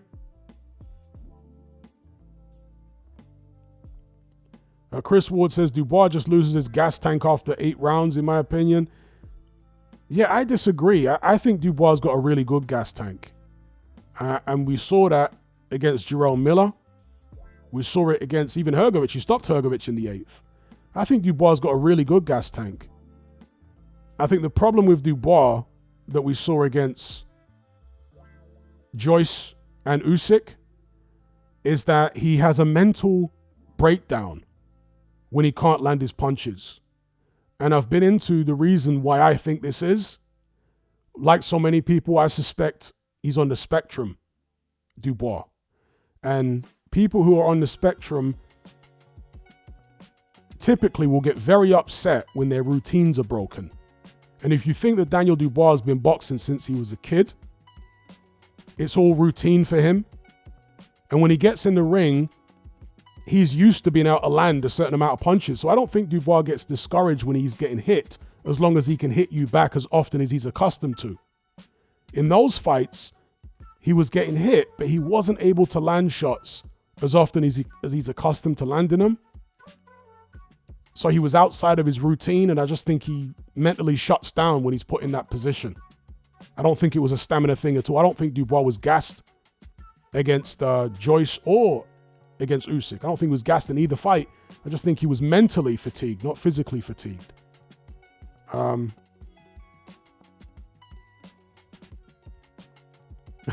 Chris Ward says, spectral vulnerability, Hatman, I stand corrected. It's just my theory. Doesn't mean I'm right, you know. I haven't seen any kind of clinical diagnosis of him, but that's just my opinion. Aldo Marquez says, Dubois stopped Hrgovic via headbutts. I don't agree with that. Was he reckless with the head? Yes. But Hrgovic punched himself out. You know, he came out throwing far too many punches, thinking he was going to knock Dubois out early, and completely sold out and left himself with nothing for the rest of the fight. Did the head clashes contribute to the facial damage of Hrgovic? Yes. But head clashes or no head clashes or butts, whatever you want to call them, I don't think Hrgovic was going to win that fight the way he was fighting. Do you know what I mean? He just totally punched himself out. Went right hand crazy in the opening 2 or 3 rounds. And Dubois came back at him. Encircled says Dubois lands a high volume of headbutts and low blows in all his fights. It's an issue. It may be an issue, but I don't think headbutts were the reason that he beat Hrgovic. I think even without the headbutts, he was going to win that fight anyway. Because Hrgovic left himself nothing in the tank. Do you know what I mean? He fought a silly fight, Hrgovic. And I'd like to see that rematch, by the way, at some point. I'd like to see Hrgovic Dubois too. Because Hrgovic showed that he had a certain skill set to be effective against Dubois. I mean, who has managed to land their right hand so consistently on Daniel Dubois as Filip Hrgovic? Nobody. I mean, Usyk was landing left hands for fun. Maybe you'd say Usyk. But other than Usyk, Hrgovic was landing at will because he was changing the angle of the right hand constantly. He started off throwing it straight. Then Dubois started blocking it with his left. Then he was angling it over, throwing it in this chopping fashion, chopping down on the top of Dubois' head. Right, he switched up the angle. Then Dubois moved his left hand up a bit more to start blocking it. Then he started coming with an uppercut. So Hrgovic, very creative with the way he delivers the right hand. He changes up the angle. And that's why he was able to land it so often on Dubois. And also, because Hrgovic has got such a good chin, he wasn't afraid to punch with Dubois. Most people are afraid to punch with him because they think they're going to come off second best. They don't trust their chin enough to stay in the pocket and exchange with Dubois. But Hrgovic was one of the few who was willing to do that because he trusted his own chin. He's like, yeah, I'll exchange with you, no problem. And if you're willing to stand in the pocket and exchange with Dubois, you can have success landing your own shots because Dubois is a wide puncher. Yeah, Dubois is not really primarily a straight puncher, he's a hooker. So if your punches are straight, you're going to catch him right down the middle, which is what Hrgovic was doing in those early rounds. He was catching him right down the middle with straight shots.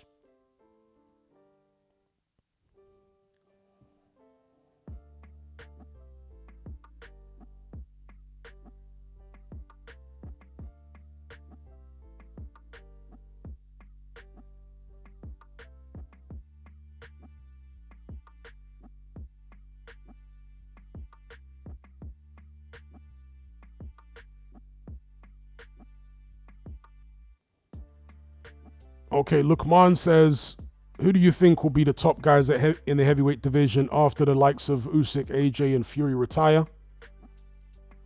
Right now, Italma looks like he's going to be up there.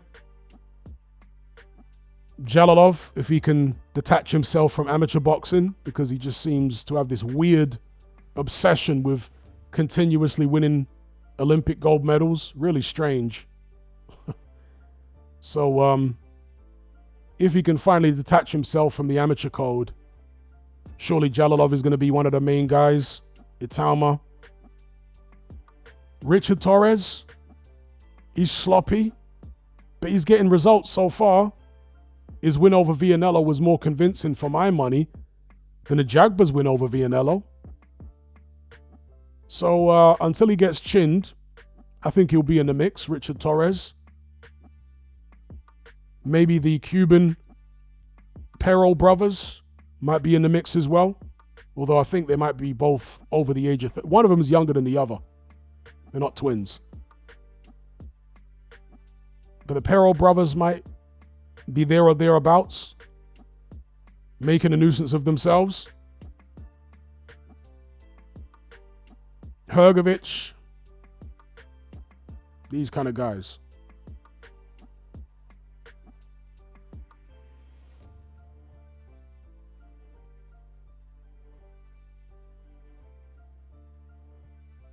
Robert Wilson says, Italma versus Bacoli next, I think is on the cards. I'd be surprised if they made Italma versus Bacoli. I'll be surprised if they made that next.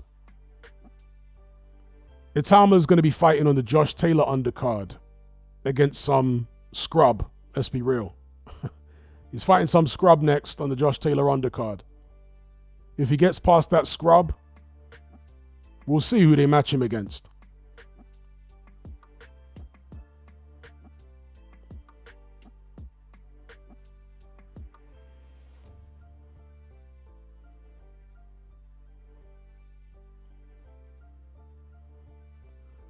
Encircled says, if Bacoli is in that shape, I guess you're talking about the shape he was in against the Jaguar, I pick Atama. Yeah, I'd be right there with you. But I still don't think they're going to make that fight next. I'll be very surprised if they did. Iron's analysis says they should pay Otto Wallin to fight Atama. That's a good shout. Otto Wallin, Charles Martin. And they were talking about Martin as an opponent. I'm not sure what happened with that, but Charles Martin would be a good shout for Atama next. Martin or Wallin, yep.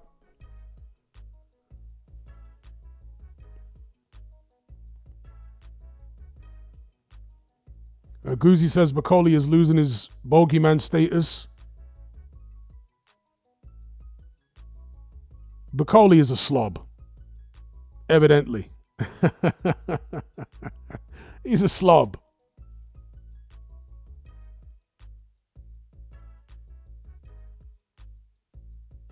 Larry Luciano says, what would you say is Bacoli's optimal fighting weight around 260, 270? Yes. I don't think Bacoli should ever be above 270.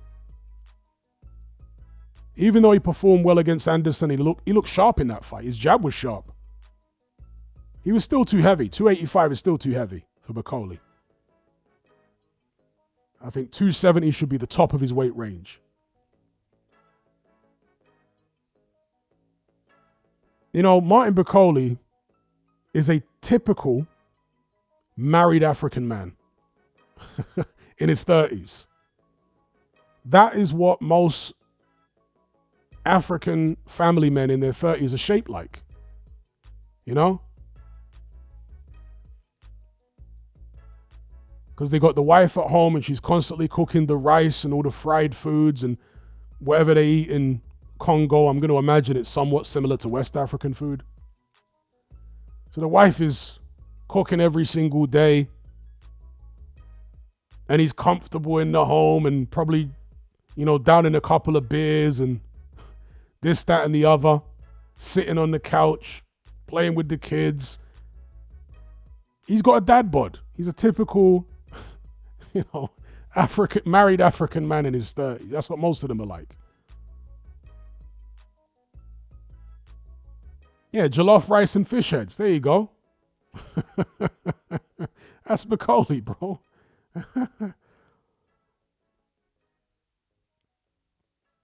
Someone says Ngannou is married. Well, there's always the exceptions, right? But most African men are like Bacoli, bro, when they're married. Because the wives tend to be very traditional and they cook every day, you know? And a meal is not just one plate of food. There's all sorts of other bits and bobs around the plate of food. Multiple dishes and cooking this and that.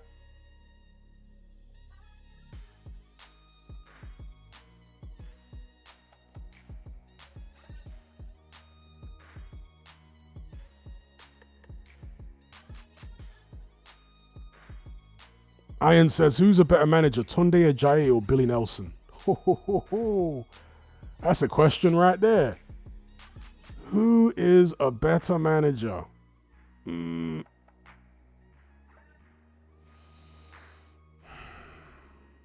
going to have to go with waved. Yeah, Tunde. Chris Ward says, no offense, no disrespect. I didn't say, did you say, I don't think you said anything disrespectful, did you? I don't think you said anything that could be construed as disrespectful. Unless I missed something.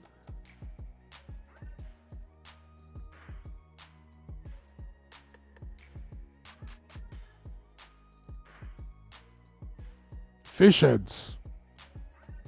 I don't know why that would be disrespectful, bro. Like Africans eat fish heads. Yeah. And I'm Caribbean. I mean, you know, genetically, black people are all African, but culturally, I'm Caribbean. So I didn't grow up eating fish heads and jollof rice, other than at friends' houses.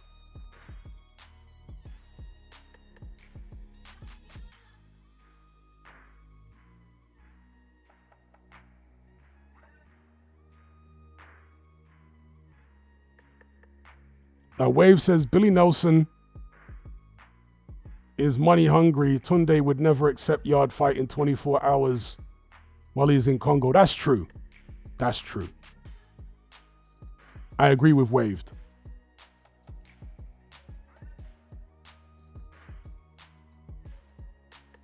Moro's man says, I'm African, but I hate fish heads. But it's true. You know, I remember being at East Street Market one time. I went down to East Street Market and I was buying croaker. Croaker is a kind of saltwater fish. And I went down there to buy some croaker. And I asked, and the guy said, you know, do you want me to gut the fish and whatever? I'm like, yeah, gut the fish. So he gutted the fish, you know, the fishmonger. And he said, do you want the heads? I was like, no, cut the heads off. And there was an African guy standing next to me. And he looked at me, he's like, are you mad? Are you going to throw those heads away? I'm like, yeah, I don't want them. He's like, can I have them? And he asked the fishmonger if he could have. He couldn't believe that I was discarding the fish heads and just telling the boss man to dash them. The African man thought I was high and crazy. So he got some fish heads for free. I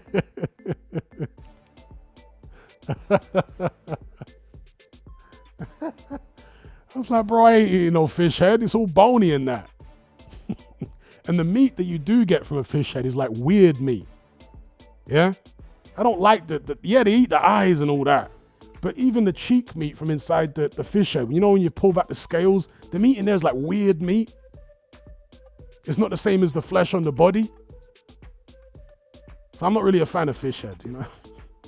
Leave that to the Africans, bro. I like the premium flesh from the, you know, the fillet flesh. The fish head, you can keep all that.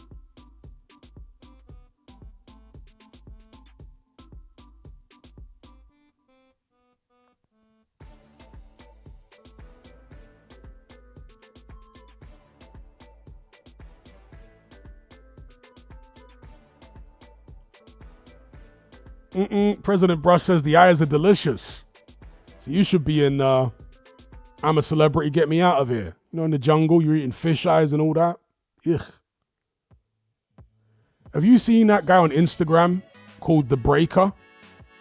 I think he's like Congolese or he's from one of them French-speaking African countries. The Breaker. He like eats fish heads whole, the bones and all, you know, the whole skull. He eats like crabs, the shell, and all that stuff. Like his gullet and stomach must be made of cast iron or something, bro. Because that guy eats all kind of like hard shell crabs and it's crazy. Just look up The Breaker, yeah, on Instagram, The Breaker. Crazy what that guy does.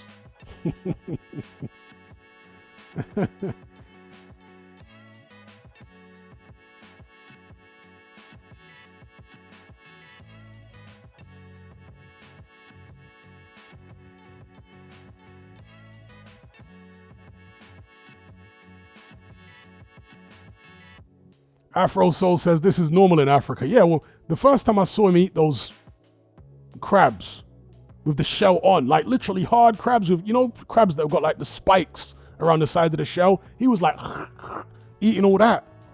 I was like, wow, this is the most hardcore African-ish I've ever seen in my life. Yo, this is the most hardcore African-ish I have ever seen.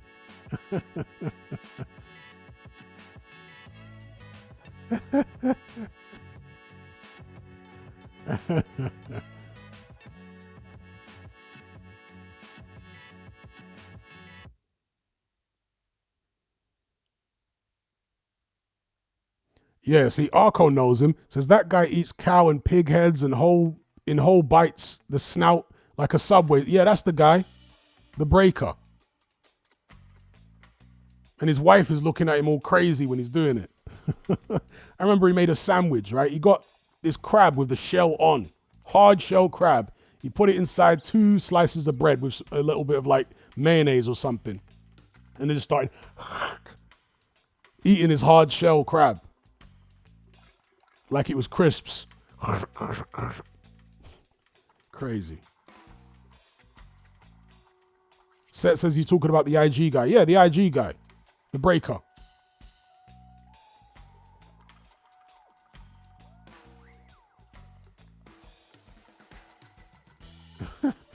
Afro Soul says, yeah, he's bugging with the crabs in bread, though. He's a hardcore African, that guy. Just crazy hardcore. And he eats fish bones as well. Yeah, that's another one. He was eating this fish, right? So he's eating all the body. Then he eats the head of the fish, right? Just in one go. Just puts the whole, like in the cartoons, where they eat the fish head. Yeah, he puts the whole fish head in his mouth. Starts eating the fish head. Gone.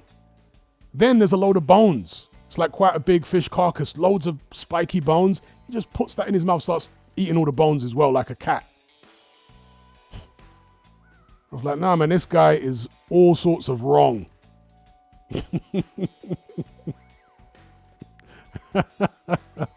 Vincent says, imagine what's coming out. Do you know what I mean?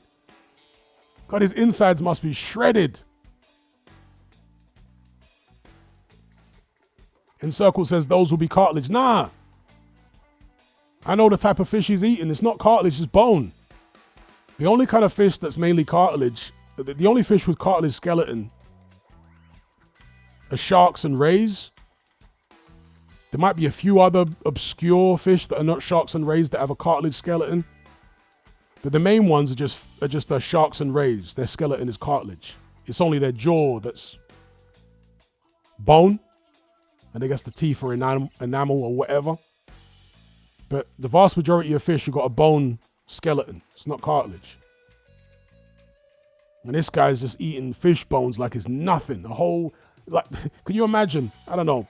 Let's say a 10-inch fish carcass, all bones, spiky bones, and he just sticks the whole thing in his mouth. Crazy.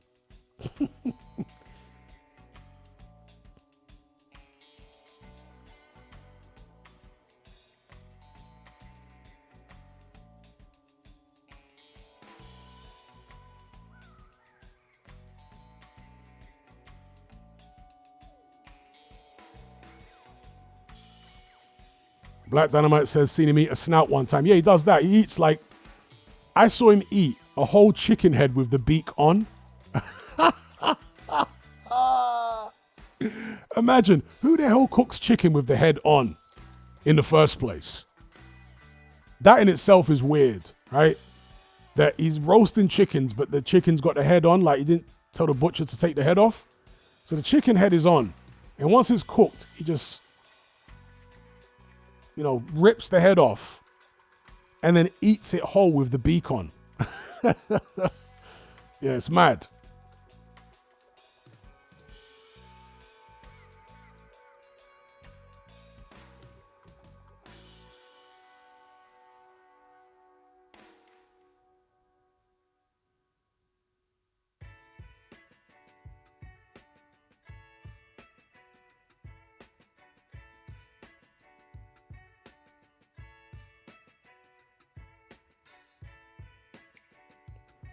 Lukeman says, isn't eating fish raw a normal thing for most people?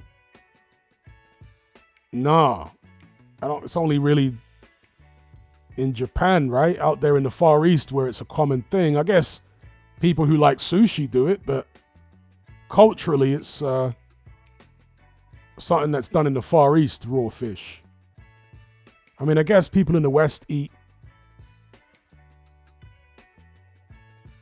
I mean, some people will eat raw salmon, I guess.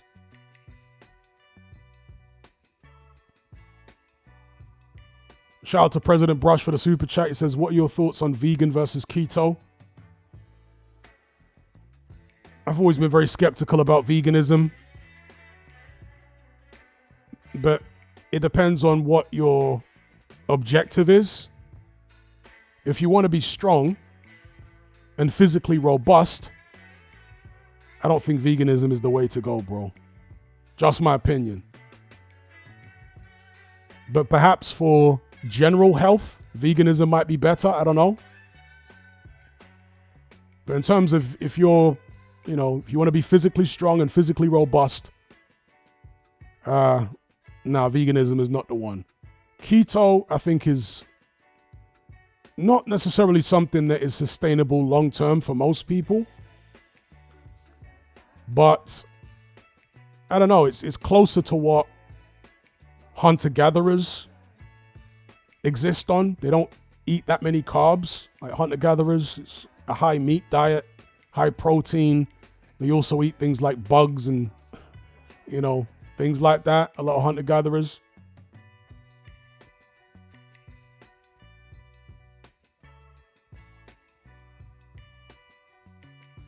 President Brush says David Haye was vegan, I think. Yeah, some fighters go vegan because it helps them lose weight. So Lawrence Okolie was vegan when he was cruiserweight, but now he's no longer vegan because he doesn't have to make weight. So for weight making, you can see how veganism could help. Even Tim Bradley, he used to go vegan specifically for the weight making, but then after fights, he'd be eating meat again. So yeah, it can help for things like that, but yeah.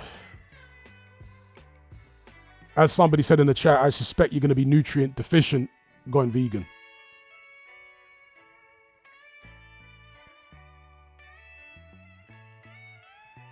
Afro Soul says, I don't eat no meat raw.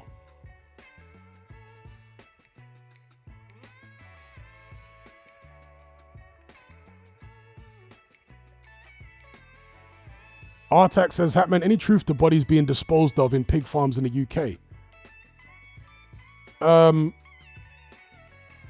Well, given the amount of gangster-ish that has happened over the decades, I'm sure loads of people have been disposed of in pig farms. Do you know what I mean? Like, organized crime disposes of people in all sorts of ways. So, yeah, I'm sure. Black Dynamite says someone just what Snatch. But I'm sure that, stuff in Snatch with Bricktop is actually based on real things that have happened.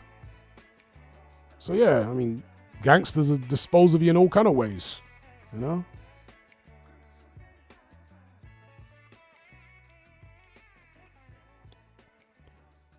Lukavinda says, my bro's vegan and powerlifter, 67 kgs and deadlifts 230 kgs. But how much would you reckon he'd be able to deadlift if he was a meat eater? Might be even more.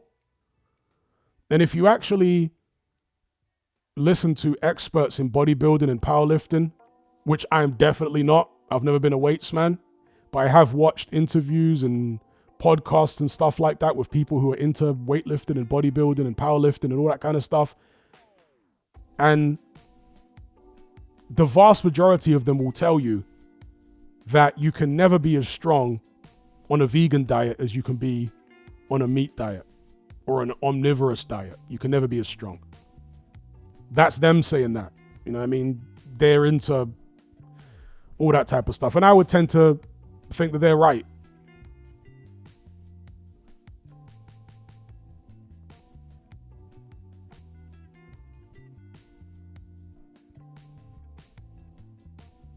Seth says there's always chopped up bodies ending up in parks in Manchester. I mean, I remember some years ago, there was like a part of a human finger that was found in some kebab. I think it was in Tottenham. Some of them Turkish gangs, bro. I mean, you got to get rid of the body somehow, right? Look it up. There was one of them Turkish North London gangs. Some poor sod was ending up as kebab meat. Okay, missed one from Lineal and Garnu. He says, Prime Roy Jones versus Prime Calzaghe. Prime Roy Jones. Now got Prime Roy Jones. Jones was totally washed by the time completely washed by the time he fought Calzaghe, and he still managed to drop him in the first round. I got Prime Roy Jones over Calzaghe. If Roy Jones is the best super middleweight I've ever seen, I'd certainly put Calzaghe top 3. I put him above Froch. I would say that the top 3 super middleweights, maybe Calzaghe, Ward, Jones. I'm not sure I'd even put James Toney in the top 3. He didn't reign long enough at super middleweight, do you know what I mean? But I'd say top 3 super middleweights would be Roy Jones, Andre Ward, and Calzaghe.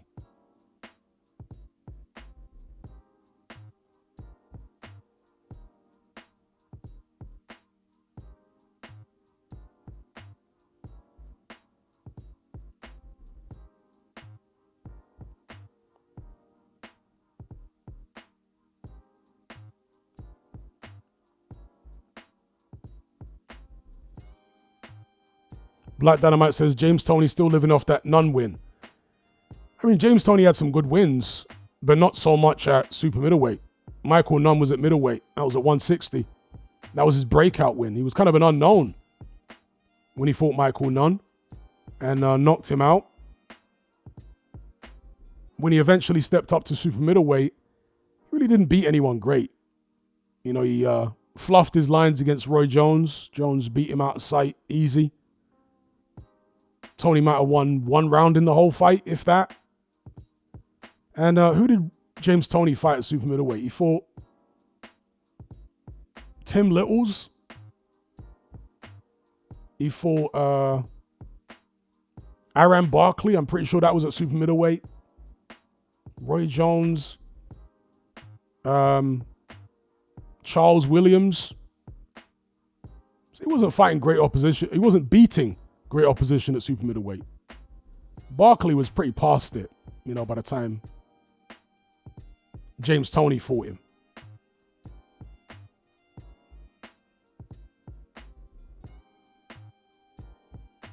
I mean, he was still a great fighter, don't get it twisted. James Toney was a great fighter, but yeah, I can't put him in the top super middleweights because he didn't have the resume in that division to be among the top.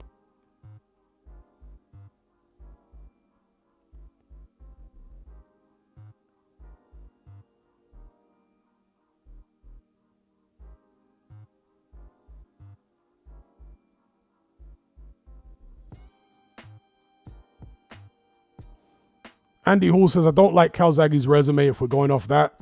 A lot of close wins against Reed, Woodall, David Starry. Not a lot of marquee wins.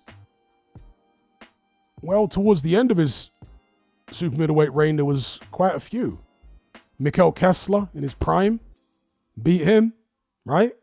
Beat him better than Froch ever did. Obviously, he beat Jeff Lacey. Now, people really say, oh, Jeff Lacey was rubbish. Well, they weren't saying that before the fight. Jeff Lacey was knocking people out, you know. Joe Calzaghe ruined him. Jeff Lacey was a world champion. So, that was a good win at the time. Bernard Hopkins was old, but Hopkins went on to still achieve great things after he lost to Calzaghe. So you got to say that's a big win. Do you know what I mean?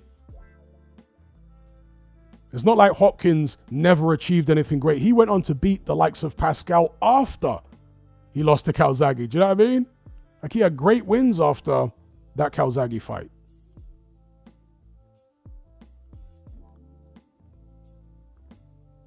Shout out to Mr. Classic Metal. He says, vegans often tend to have issues with their digestive systems, bowel problems, gas, or whatever. Humans simply didn't evolve to eat like goats. Yeah, I tend to agree with you.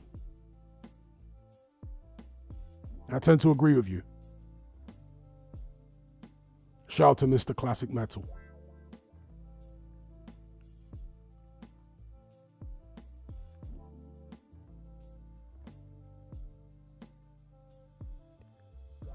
Pro Calla says, Hatman, would you say that AJ's rant after Usyk 2 is one of the cringiest things in boxing history?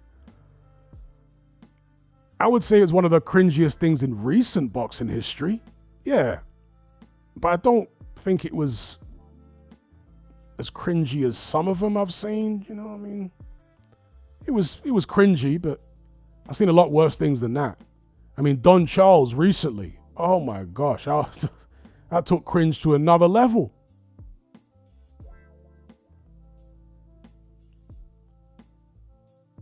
Lineal Ngannou saying I missed his super chat. Let me have a look. No, I read the last one out about Roy Jones Calzaghe. I answered that one. I can't see another one, but shout out to Lineal Ngannou. Big up.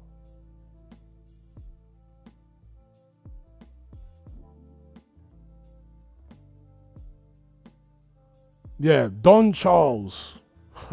Oh my God. In fact, let me not even talk about Don Charles, because I'll actually get vexed talking about that idiot. Honestly. Oh. I'm quite surprised it's taken a lot of people so long to figure out what a donut he is. Because that man's always been a donut. You know, it's nothing new. He's always been a fool.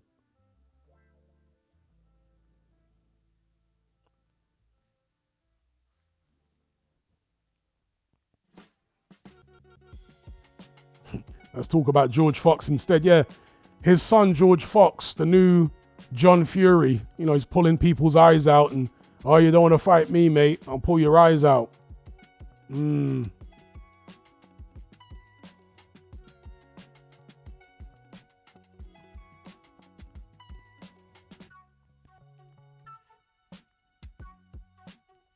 It's the classic tactic of somebody who don't want to fight when they've been challenged.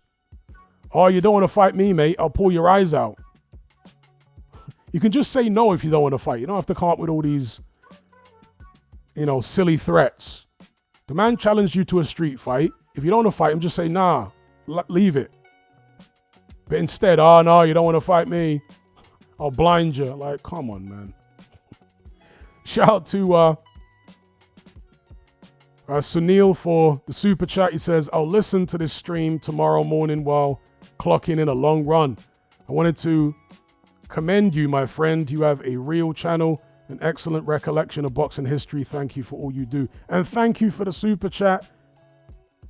I will do my best to continue. Big up.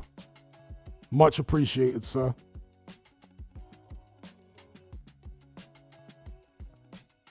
And you're going for a long run. Out of curiosity, how long are you running for? And where do you run? Do you run like on the road, in the park, on a treadmill, in the forest? Just out of curiosity, where do you run?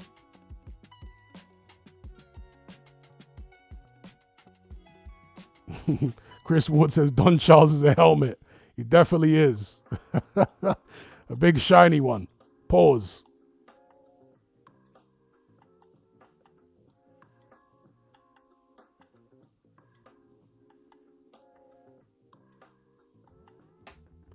Seth says, any new discovery with the pyramids? Actually, yes. So what I found out about this pyramid thing, the structures that have been apparently found underneath the pyramids at Giza. There was somebody a couple of live streams back who was cautious about this discovery because he said it could just be the Egyptian government trying to drum up publicity to boost tourism with a, you know, fake discovery. And I'm sure the Egyptian government have done that. I've got no doubt they've done that in the past, right? But in this particular instance, it seems that they're not behind this at all. Because Zahi Hawass, who is no longer Minister of Antiquities, but he's still very closely tied to the Egyptian government, Zahi Hawass, I would describe him as basically the gatekeeper of Egyptology. He is like the ultimate propagandist for Egyptology, that man. Terrible, terrible propagandist, Zahi Hawass. Terrible. A totally untrustworthy individual. Incredibly narcissistic. You know, this is a guy who, if you don't toe... See, the Egyptian government controlled the narrative on ancient Egypt about everything. And if you don't toe the line, as an academic, then you're going to lose access. You're not going to be able to, access the pyramids and the mummies and behind the scenes. You're not going to be able to do that, because that's what Zahi Hawass was doing when he was Minister of Antiquities. So, for example, the colleagues of Graham Hancock, like Dr. Robert Schoch, etc., they dated the Sphinx to being much older than the official narrative says it is, and they got themselves in massive trouble. I think Robert Schoch is actually banned, right? He's an academic from Boston University, but because he said the Sphinx is older than Egyptology says it is, all of a sudden, no, you can't visit. And this is how Zahi Hawass was carrying on. Yeah, if you're an academic that goes against whatever Zahi Hawass's narrative is, that's it, you lose all access. This is how this guy carries on. So, with this new discovery of what's under the pyramids, if it was a ploy by the Egyptian government to drum up publicity, then Zahi Hawass would be the one promoting it. But in fact, what we've got is the opposite. Zahi Hawass has come out and he's rubbished it all. And I found out that this technology that they used, some form of ground penetrating radar, I guess, is actually satellite technology. And that's why the people, I think they were Scottish and other European scientists that carried it out, they didn't need permission from the Egyptian government because it was done from a satellite. So that's how they were able to circumvent the likes of Zahi Hawass and those characters in the Egyptian government who make you jump through hoops and, all that carry on in order to get access. They did it from satellite. So I can't guarantee that it's legit, but I'm more inclined to believe it is legit, knowing that Zahi Hawass is trying to rubbish it. Do you know what I mean? Because Zahi Hawass is this kind of guy, right? There have been Western academics who have discovered certain things about ancient Egypt in the past. And when they discovered these things, Zahi Hawass came straight out and dismissed it. Oh, it's nonsense. It's rubbish. I'm telling you, this happened. This is a fact. This happened. Then a few years later, he came out and said, I've discovered so-and-so. He basically steals other people's discoveries, this guy. What a piece of work. I'm telling you, what a piece of work that guy is. And then takes all the credit for something that's someone else discovered years earlier, which he dismissed at the time. That's how that guy carries on. So the fact he's dismissing this latest discovery, that actually, to me, lends credence to it. It might actually be legit. Because that Hawass is just, he's terrible, mate. That guy's terrible.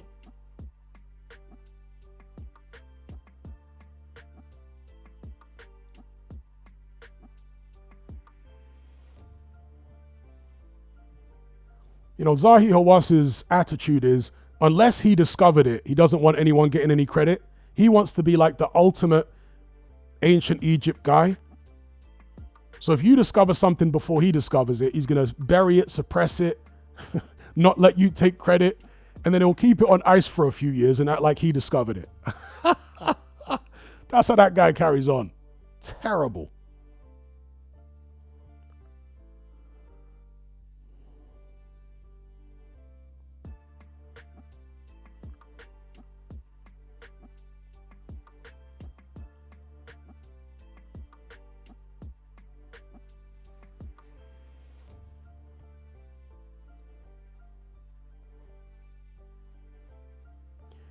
But it's a common thing in the Arab world, Bexy says, Sunil sent a super chat about Don Charles. Excuse me, I forgot to get that one. Let me check. Yes, he did indeed. Shout out. Oh, hang on. Did he? I can't see another super chat here. The last super chat from Sunil was saying he'll listen to the stream tomorrow. I didn't see another one there. No, I don't see another one. Unless my stream is glitched.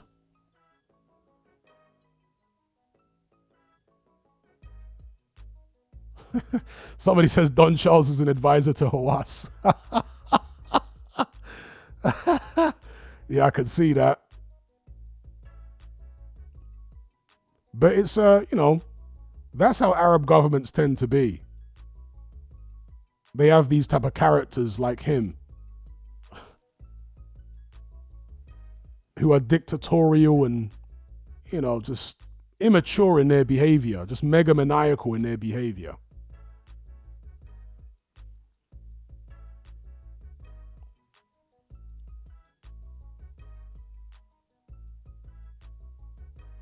It's like one of Graham Hancock's colleagues who was actually born and raised in Egypt, Robert Bouval. He has been banned from Egypt, and he was born and raised there. He got banned from Egypt because he fell out with Hawass. Hawass got Robert Bouval banned from the whole country that he was born in. Can you imagine?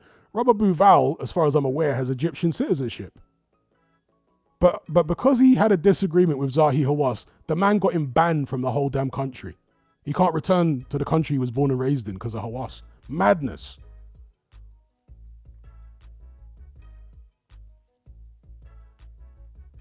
Shout out to John Doe. Robert says, what do you think about Ibrahim Traore? I'm skeptical about Ibrahim Traore. I'm skeptical. I'm skeptical. If you want me to elaborate, when you get these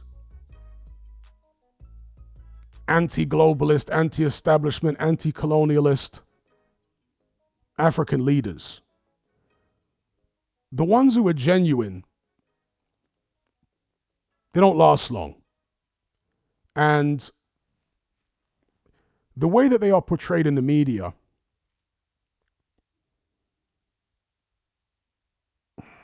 how can I even, I'll give you an example. A genuine African leader would have been Pombe, John Magufuli, who was the president of Tanzania. Okay, he was genuine. Now, when I say he was genuine, I'm not saying he was a nice guy necessarily, but in terms of trying to take back the resources of Tanzania for Tanzanians and break away from the globalist elite and all that, oh, he was really doing that. And he went a step too far and ended up RIP. Okay? Officially from some kind of heart condition, but, I have my suspicions, and there was actually a member of his government that came out and spoke to the Kenyan media that said he was poisoned. And I tend to suspect that's what happened to him. I think he was doing too much and he got offed. And he was replaced with somebody who is far more agreeable to the globalists. Do you know what I mean? And that's what tends to happen. Gaddafi, again, not saying Gaddafi was a good guy, but he was really going against the global hegemony, etc., etc. This Ibrahim Traore guy, I don't know, man. There's something, I just feel like there's something contrived about him somehow. Even his accent, he's got kind of like an Americanized accent. I don't know, I'm skeptical about that guy. Maybe he'll prove me wrong, but he's being portrayed as not just a savior for his tiny little country, Burkina Faso. I don't know how big it is geographically, but in terms of population and whatever, and it's not a significant country. But he's being portrayed as like this savior of the whole of Africa, and John Magufuli, who did way more than Ibrahim Traore, he was never he was never portrayed like that, But this guy gets portrayed like that, and I don't know, man. I'm a little skeptical of this guy. I'm skeptical.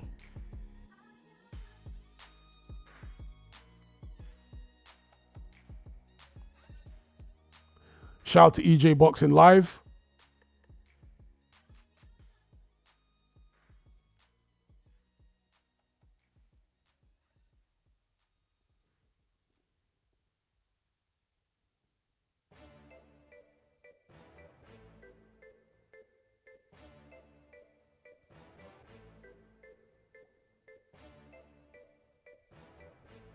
Wave says, I didn't think of that. Why the sudden push? Indeed.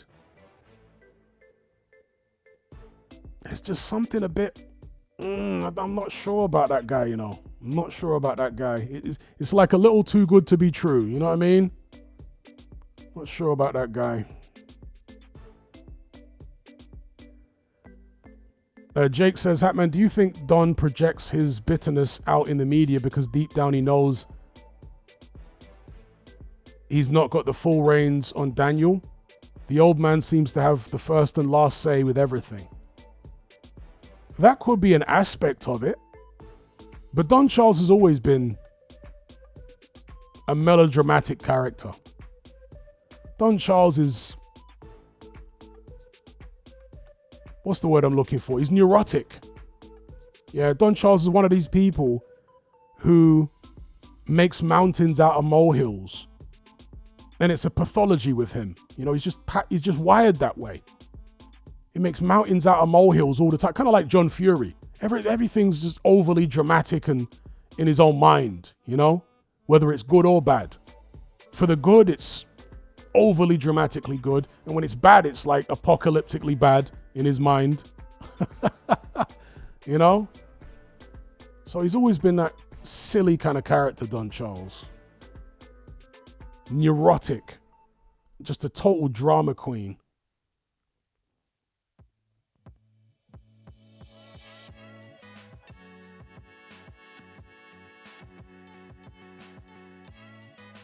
EJ says, did you see Usyk put his hands up inside 6 rounds? Usyk is saying he did it at the end of the presser. Okay, so you're saying that Usyk is predicting he's going to stop Dubois inside 6.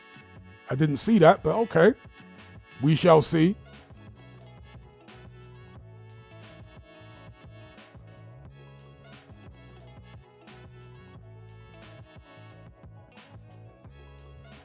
Also, after the fight, according to Usyk, Daniel Dubois was, and this makes sense now actually, of Usyk's speech to Dubois in the ring. He said after the fight, he heard Daniel Dubois telling his cornermen, I can't box anymore.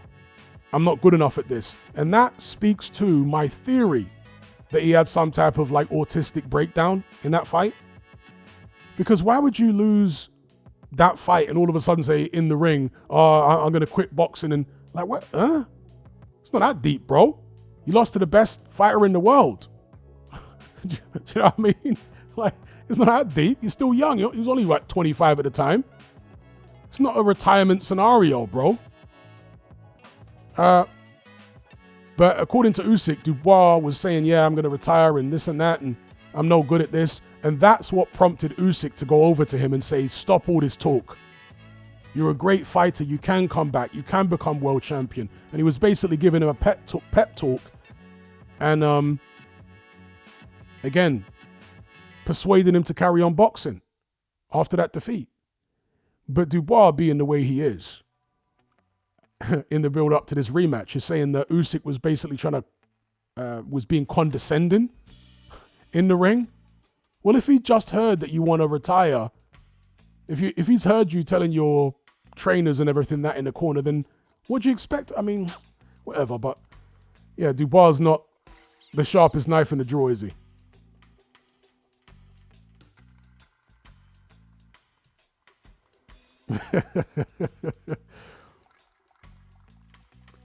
EJ says Triple D's a bully in sparring. I'm sure he is, because that's the way he fights, right? He tears into you.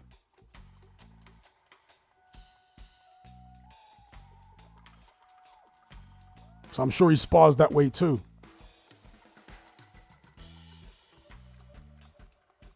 Vincent says, I agree, Hatman. I can see it in Dubois' eyes. He's got that severe Asperger's.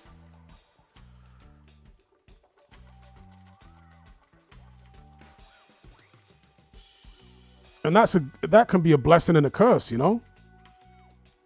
I think if Dubois is on the spectrum, that probably helped him. I think it helps him to some extent because he's detached from the emotions of everyone around him. I think the emotions of people around him don't affect him. Do you know what I mean? Because like most people, the emotions of the people around you in your team are going to affect you. Yeah? Unless you're very experienced and you learn how to detach yourself. But for someone like Dubois, it probably comes naturally that he's detached emotionally from the people around him. And so if he's going into a hostile environment in front of a hostile crowd against the big favorite, probably not bothered. Like when he fought AJ at Wembley, totally unperturbed by the crowd, and whereas AJ was far more nervous than Dubois, even though AJ was the more experienced man. So I think it's kind of a double-edged sword. There are things about Dubois' condition, if we want to call it that actually work to his benefit. Shout out to Orca for the super chat. He says, as G-Man said, the last guy Usyk said he didn't like someone was a Hook, and he beat the brakes off him. Won't be shocked here. Yeah, that's what I was saying in the video that I did after the press conference. I think it was maybe even before the press conference, but it was around the time when they did the press conference.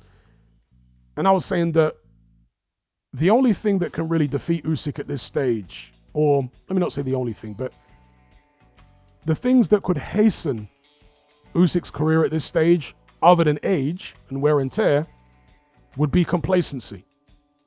Because he's achieved it all. He's done everything. He's beaten everybody. And once you have done all that and you're 38 years of age, how do you stay motivated? You're not going to be equally motivated for every opponent. And so by behaving as belligerent as they have, Team Dubois have probably given Usyk all the motivation he needs. If he was going to struggle to be as motivated for this fight as he was for, let's say, the Fury fights or the AJ fights, well, he's found it all now. Team Dubois have given it to him on a silver platter. Because Don Charles and George Fox have been moving like damn fool man and idiot boy out here. You know? If you know, you know. The real McCoy. Damn fool man and idiot boy. That's how them men are moving. So yeah, I remember the Marco Hook fight. Hook was way past his best, to be fair, but yeah, Usyk did beat the brakes off him. Shout out to Orca for the super chat.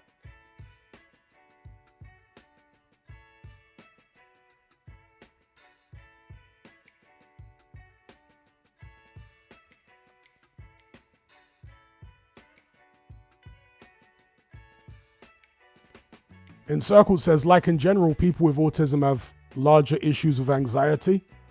Social anxiety, yes. Social anxiety. But boxing, and as somebody else said there, they have routine. There's comfort in routine. And Dubois has this boxing routine. He's been boxing for how many years? Since he was a little boy.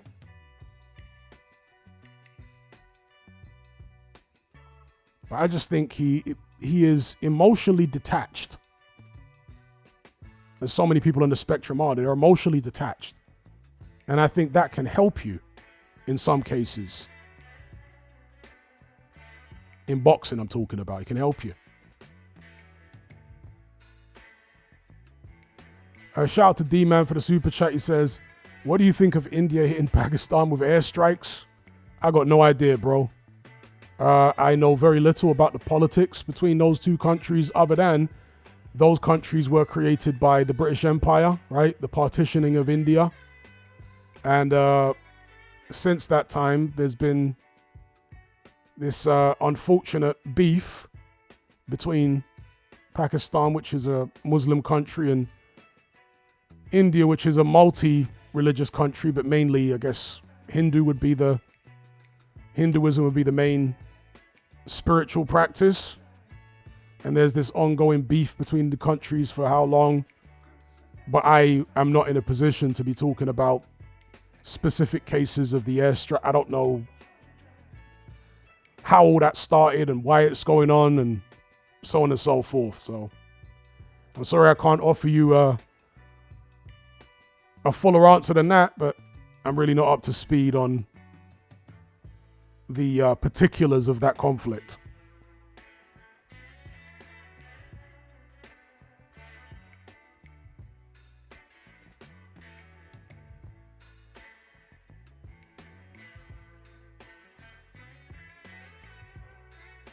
Artak says, what does Sim Simma mean?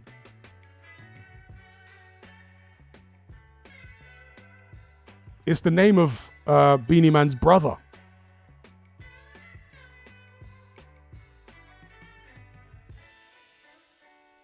Is that right? I'm pretty sure that's right.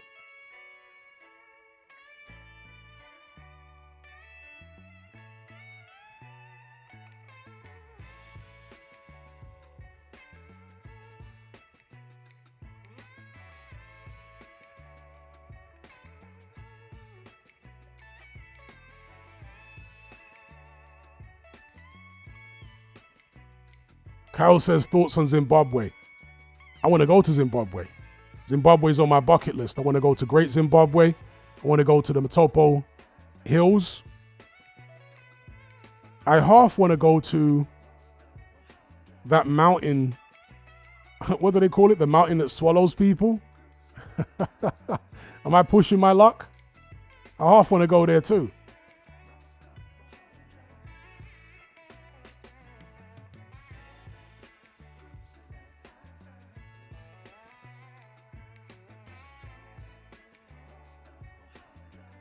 Yeah, Mount Nyangani. I think that's in eastern Zimbabwe, is it? Mount Nyangani. I want to go there too. Although I'm more keen on Great Zimbabwe and Matopo. Victoria Falls. Victoria Falls is cool. I think you actually get a better view of Victoria Falls in Zambia. On the Zambia side, I think you get a better view anyway than the Zimbabwe side. So if I wanted to go Victoria Falls, I'd probably go Zambia.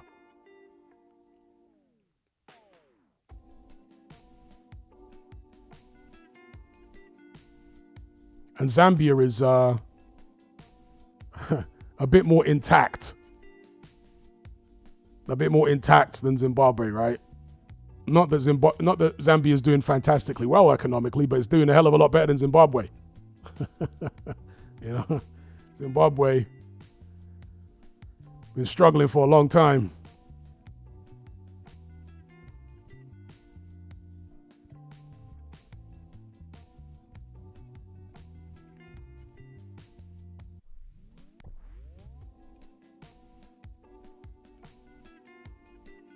Striker says, pushing your luck hat, man. You can only go through the Bermuda Triangle and swallowing mountains so many times. Kyle says, the best view is Zim, not Zambia. But you're Zimbabwean, right? So you would say that. The Zambians all say the opposite. See, there you go. Zambians all say, no, the best view is in Zambia. And Zimbabweans are going to tell you that the best view is in Zimbabwe.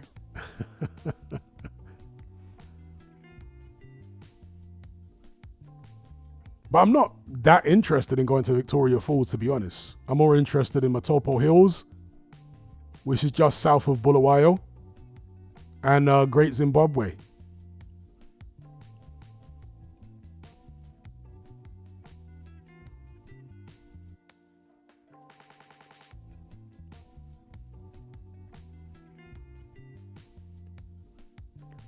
Shout out to Lukman. Big up, big up.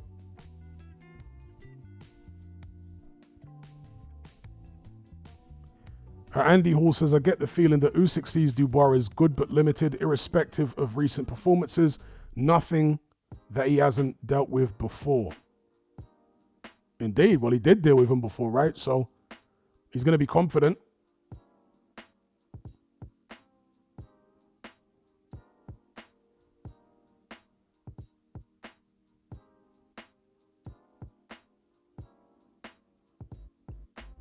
Kyle says, what countries are on your bucket list? Quite a few. Ethiopia. Sudan.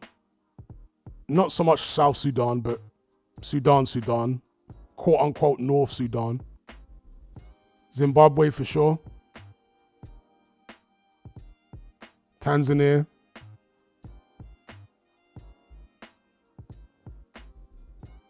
What else is on my bucket list now? I'll say those for now in Africa.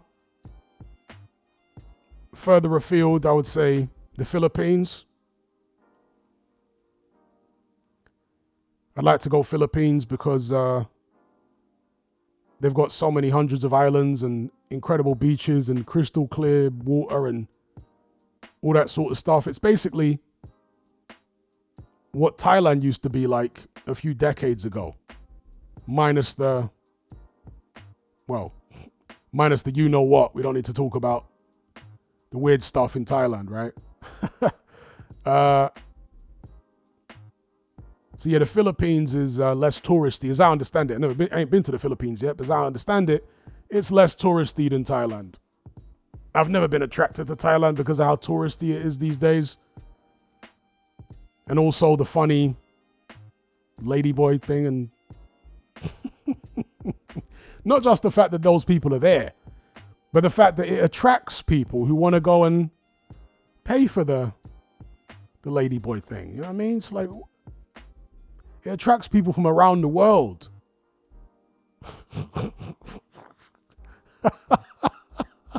Like what kind of fellow tourists are you around? Do you know what I mean? Who are going there for that purpose. It's weird, bro.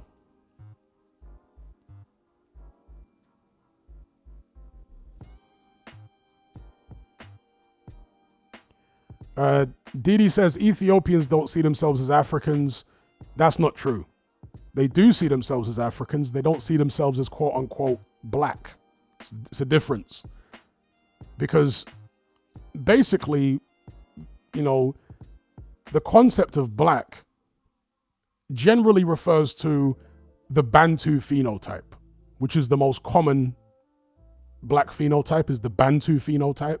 But of course, there are many different phenotypes. The Khoi Khoi of South Africa are a different phenotype. They're not Bantus, but they're still black, so on and so forth. But in the Horn of Africa, Somalis, Ethiopians, Eritreans, those people, not all of them, but many of them will say we're not black. And what they're actually saying is we're not Bantus. But they don't say that they're not Africans. No, they all say they're Africans.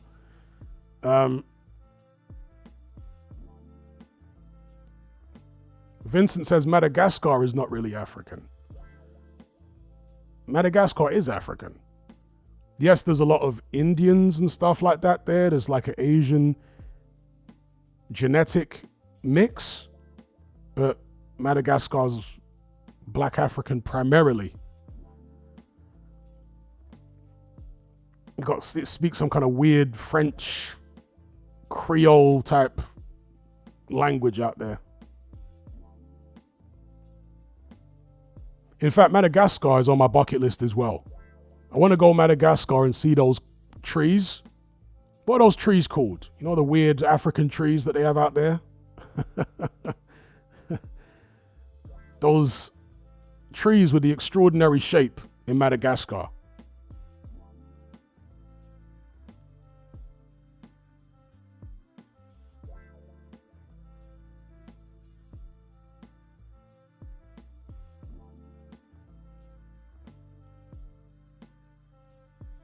That's the one.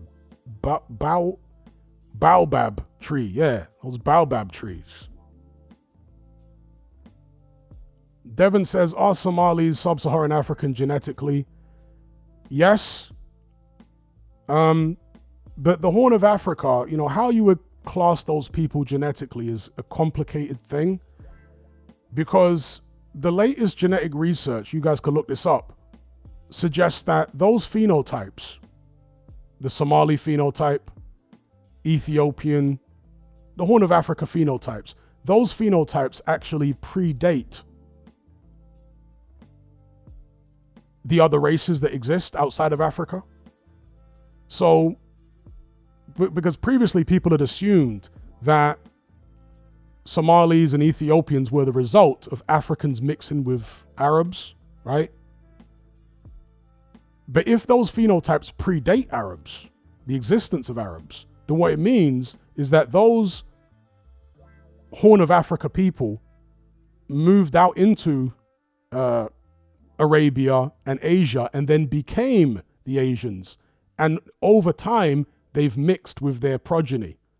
Does that make sense? So they were the original people who became Asians. Once they migrated out of Africa, they're the ones who became the Asians and the Arabs and whatnot, eventually over the course of thousands of years and microevolution and all that type of stuff. And they've continued mixing with their offspring over the centuries.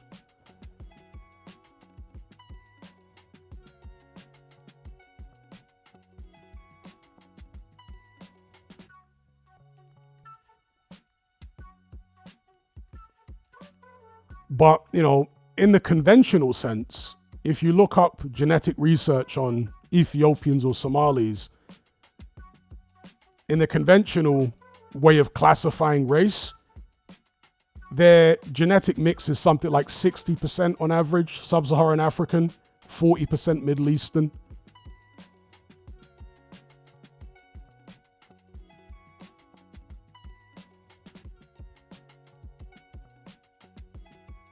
But we spoke about this a few streams back, about how a lot of Sudanese people, for example, don't consider themselves black.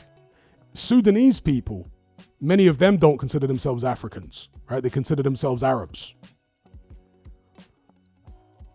But a lot of them are just delusional, because you'll see a Sudanese person who's literally as dark as a South Sudanese.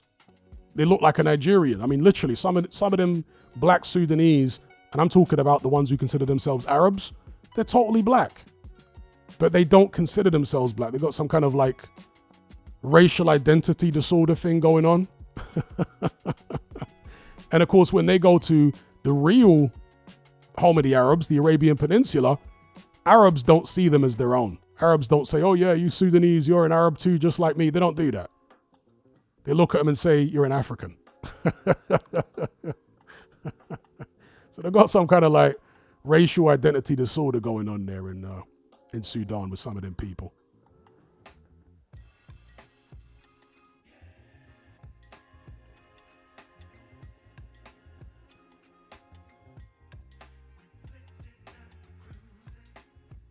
Devon says, it says Sudanese are considered Arab when I search it, but by DNA, they're like 60 to 70% sub-Saharan African. Yeah, exactly. That's what I'm saying. They consider, see, when it says they're considered Arab, no. They consider themselves Arab. Arabs don't consider them Arabs. Yeah. You'll never go to the Middle East and find any Arabs who will tell you that Sudanese people are Arabs. Arabs say they're not like, you know, they'll do a Kendrick Lamar on you. They're not like us. That's what Arabs will tell you. They will tell you that Sudanese people are not Arabs. It's only Sudanese people themselves who class themselves as Arab. It's a weird thing. Yeah, like Dominicans. Yeah, so many Dominicans say, I'm not black, papi. I'm not black. I'm Latino, papi. Meanwhile, he's like black as charcoal. He's talking about he's not black. Like, dear, oh dear. Some of these people... Some of these people got issues, bro. There you go. Yeah, papi, me no black, papi. Me no black. Yeah. Man looks like flipping... What's the gladiator called? What's that Shadow. Huh? Man out here looking like Shadow from Gladiators, talking about me no black, papi, me no black.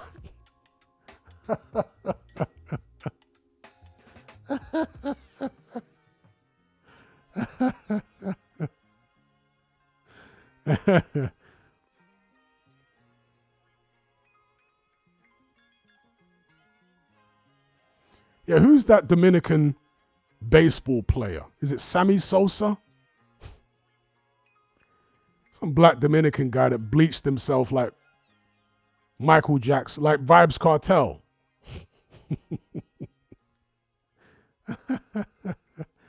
That Sammy Sosa guy. He's a typical one of them. Me no black, papi. Yeah, well, he's not now, is he?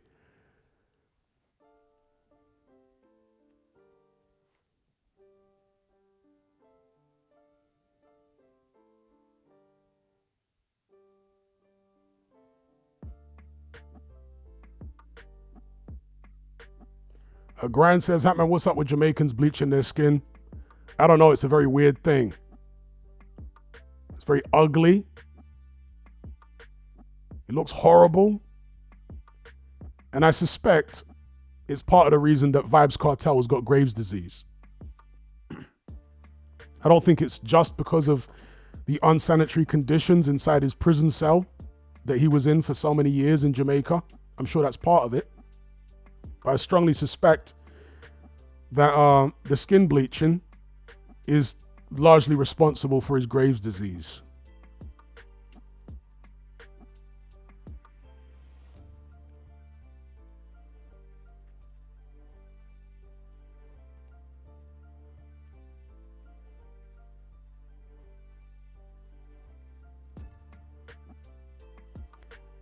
Now, Malik says Cartel stopped bleaching. Now, yeah, probably because he's been told that contributed to his condition, the bleaching. Yeah. That's why he stopped doing it. It's probably going to kill him. Yeah.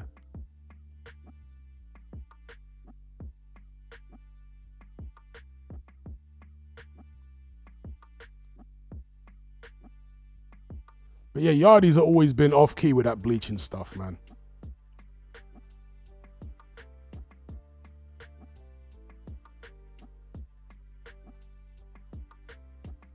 Vybz Kartel even released his own cake soap, his own bleaching soap.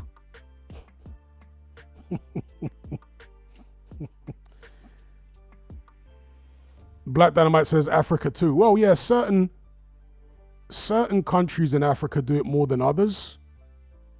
It's really big in Nigeria, really big in Congo. Oh my gosh, Congolese be bleaching like crazy. What? Oh my days. The amount of bleaching the Congolese do. It's wild. But also in India. You know, in India, skin bleaching is a big thing.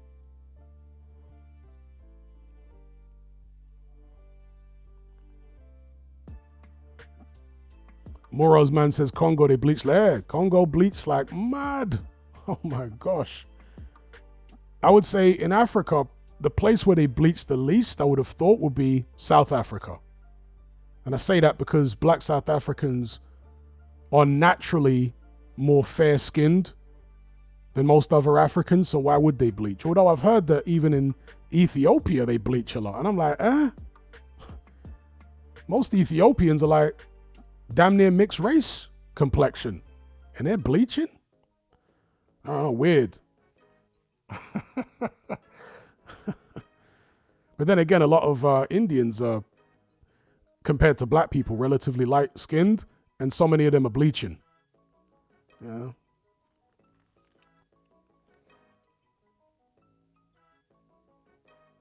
Yeah, Southern Indians bleaching more because they're darker, and the caste system is partly based on skin color, isn't it? So there's an incentive there, like a cultural, even more of a cultural incentive in India to bleach, so you can move up in caste and all that.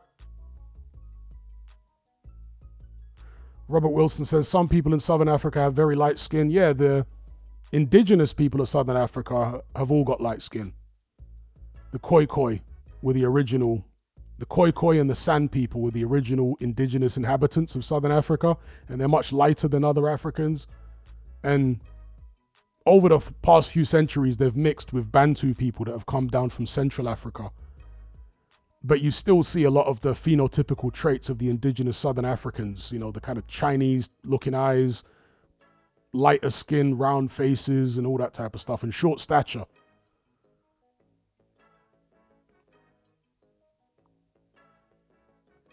Jake says, Hatman, who was the boxing commentator who used to use the phrase postman's knock? That was Reg Gutteridge. Reg Gutteridge, who is the ITV boxing commentator when I was growing up. He did commentary for so many of Mike Tyson's fights and all the legendary fights back in the 80s and going into the 90s with Jim Watt. So that was the dream team back in the days of Jim Watt and Reg Gutteridge. And Reg Gutteridge had all these little funny phrases that he would use, with the postman's knock being one of them. Yeah, he'd say the postman's knock for the double jab, and whenever he was talking about the weights of the fighters, this is something else I borrowed off him. He'd read out the weight in pounds, and then he'd tell you what it is in stone. But he'd say, it's 15 stone 5 in English money. So he'd refer to it as money rather than weight. So I always liked that little saying he had.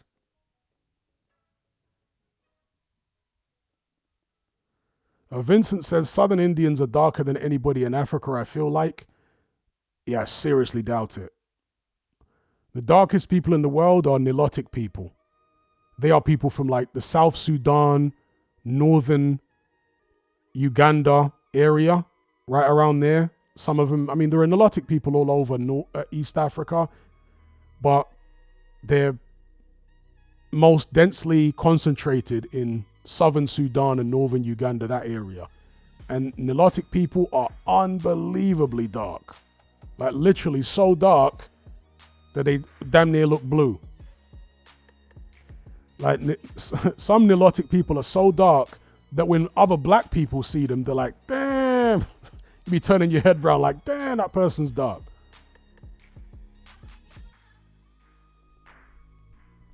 Because you don't often see Nilotic people, for example, in the UK. I've seen them a couple times. And literally, I remember seeing this Nilotic family who obviously were from South Sudan. It was like a dad and his kids, and they were all so dark. And at the time I was in Walthamstow Market, and I turned my head to look at them because they were so dark, and there were other black people around there. And when they walked, everyone was turning their heads looking like, damn. Yeah, because it's unusual to see them in Britain, right? People that dark.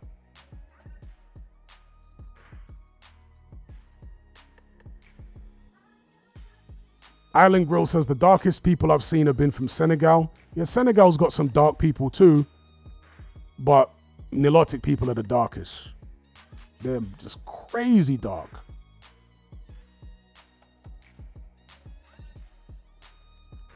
And Nilotic people are also much taller than any other African group. I think the average height with some Nilotic tribes for the men is like 6'5". You know what I mean? So they're like crazy tall, extremely dark, slim build. They generally have no body hair. Like, see, the men can't grow beards, no chest hair, nothing. And exceptionally dark and very tall.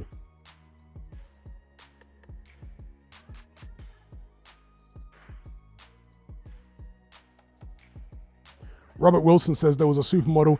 I think you're talking about Alec Weck.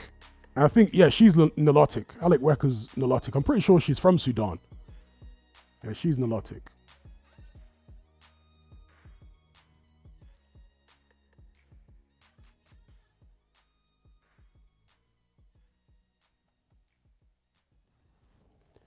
Yeah, Nilotic people, very, very tall. Some of them have made it to the NBA, as somebody's alluding to there, because they're unusually tall.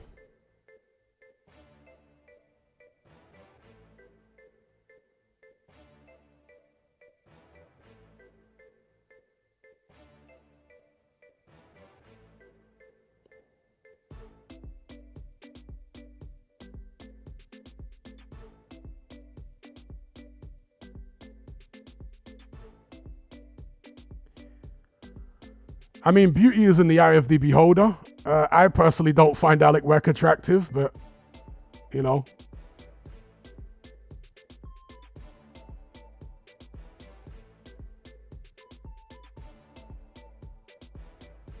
Luol Deng, yeah, he's another one. He's another Nilot.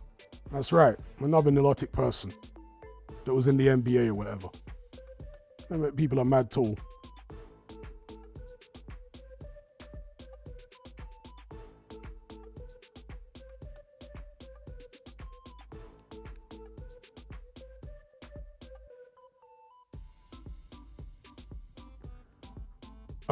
Moros man says, I don't either, but she's not ugly. Yeah, she's not ugly. She's not ugly, but I don't really find her attractive. She's not offensive looking.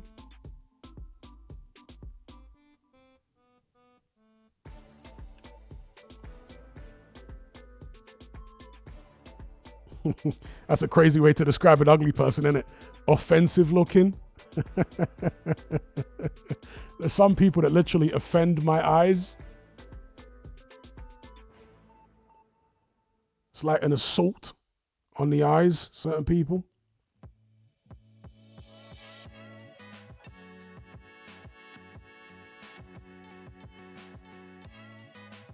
I remember a skit, right? The rapper Big Pun, Puerto Rican American rapper Big Pun. There was a skit on his first album called Capital Punishment. And in this skit, he was in the Hot 97 Funkmaster Flex studio. And he was describing what a train is. He said he and Fat Joe would run a train where they called it Triznane, right? They had this funny New York slang back in the days.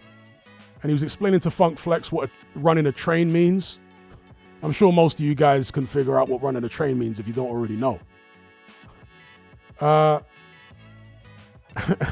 And he said that he and Fat Joe, when they're running a train on some chicks, or a chick, they're like two wild bears in the woods, naked. And bear in mind, Big Pun was like a 400-pound man. And Fat Joe weren't far off in terms of his bed. Two massive fat Puerto Ricans. And he said, we're running a train. We're like two wild bears in the woods, naked. He said, you can't look directly at our asses because you go blind. Always remember that skit. Hilarious. You can't look directly at our asses or you go blind. Jimbo Jones says gay.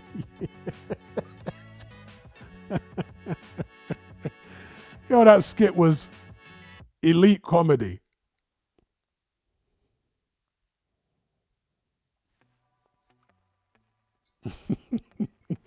I'm sure you can find that skit, just that skit itself, on YouTube.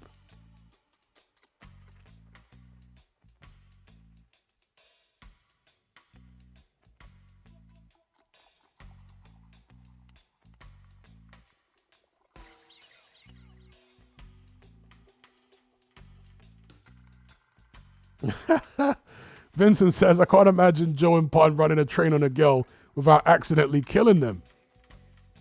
Yeah. Through asphyxia, suffocation. It's definitely something that would literally send you blind. If you saw such a horrific sight. If you accidentally walked in on something so horrific as two morbidly obese Puerto Ricans with hairy backs and stuff. Literally like two grizzly bears. Yeah, that's nightmare fuel.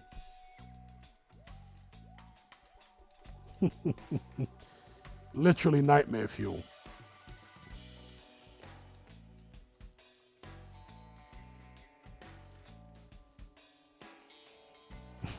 Felix says there's weight classes for a reason.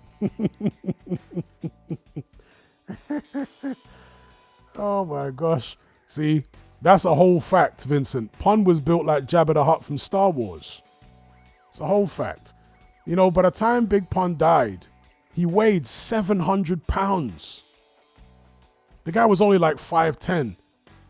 Imagine being 5'10" and you weigh 700 pounds.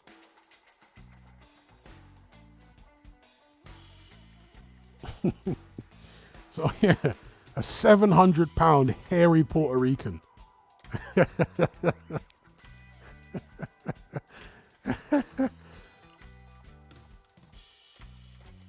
I mean, the physics of how somebody that size even cleans themselves doesn't even bear thinking about, does it? Because Pun was so big, bro, there's no way that he could even wipe his own backside, bro. So how was that done? Presumably, he had hired help. Crazy. Somebody says rag on a stick. Just look up images of Big Pun. Because when he first came out, he was only about 350 pounds, so he was fat, but throughout the course of his career, he just got bit. He literally doubled his body weight. From the time of his first album to the time he died, he literally doubled his body weight. He went from 350 pounds to 700 pounds.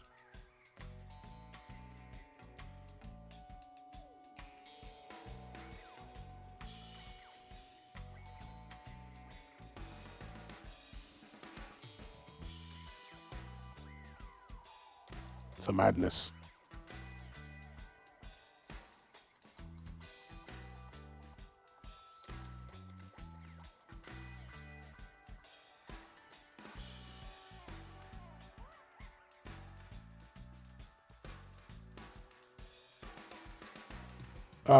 Vincent says, but to be fair to Pun, he was one of the best lyricists to touch the mic and a real boss on the streets. Yeah. Big Pun had crazy skills. He took that Cool G Rap flow and he improved it. Yeah, he improved Cool G Rap's flow. And as I understand it, yeah, he was a boss on the streets.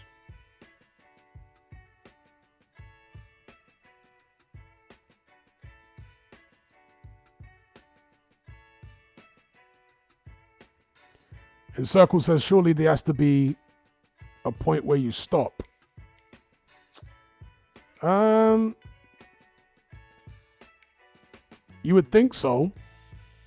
But I think when people become that big, they get into like a downward spiral, you know? Their brain gets into a certain pattern, which is very difficult to break out of.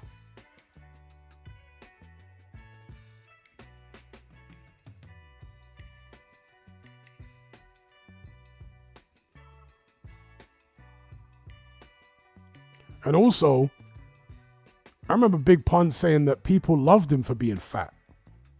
He was talking about, losing weight. And he says some people would actually be mad at him for losing weight.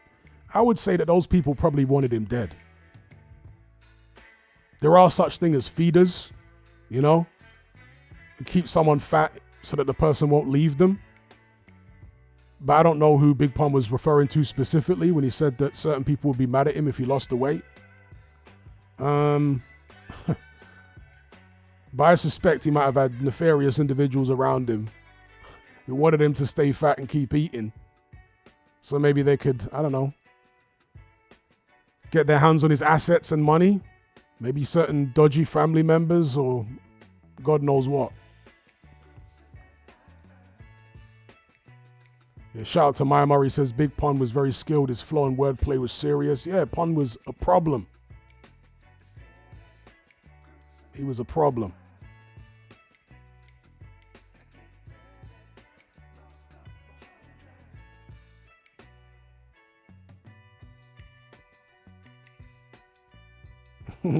Encircled says, I wonder what his body fat percentage was. Probably like 80%. Yeah, you could probably do the maths on it because Pun actually used to be athletic. You can look up pictures of Big Pun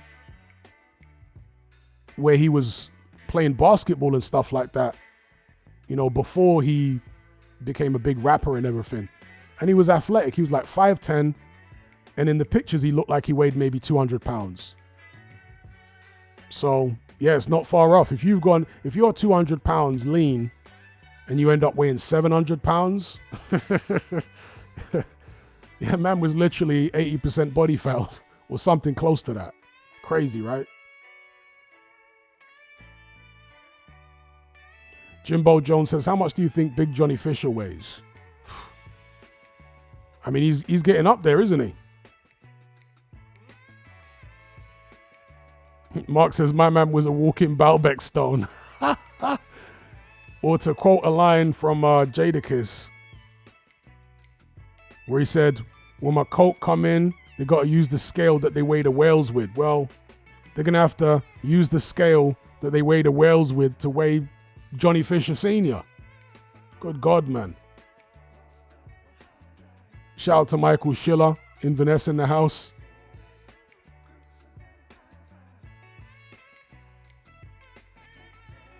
Vincent says Pun used to model actually. That's crazy. Yeah, he did.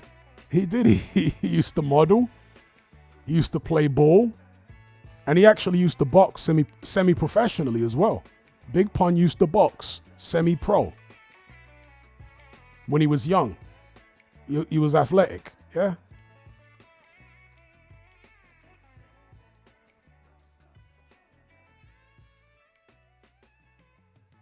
Robert Wilson says John is like 25 stone or more. Definitely. I mean, even since Johnny Fisher came on the scene, the dad must have gained an extra 3 or 4 stone in the past few years. It's incredible. And he thinks it's funny, you know? Eating all them Chinese meals, bosh, and filming it all and putting it on Instagram when he's coming in with like 7 bags of Chinese food and he's eating it all himself. Opening all the different containers. This one's got the ribs. This one's got the chow mein. This one's got the sweet and sour chicken. We've got the salt and pepper chips. Curry sauce over here. Egg fried rice. You can be sure there's no soup.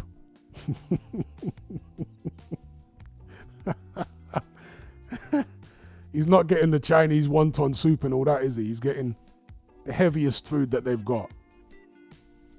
The sweet and sour chicken balls.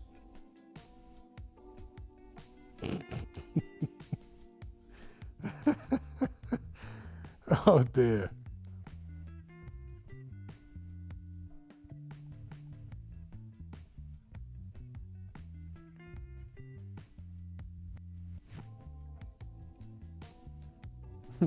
And Circle says, and he goes and breaks the toilet.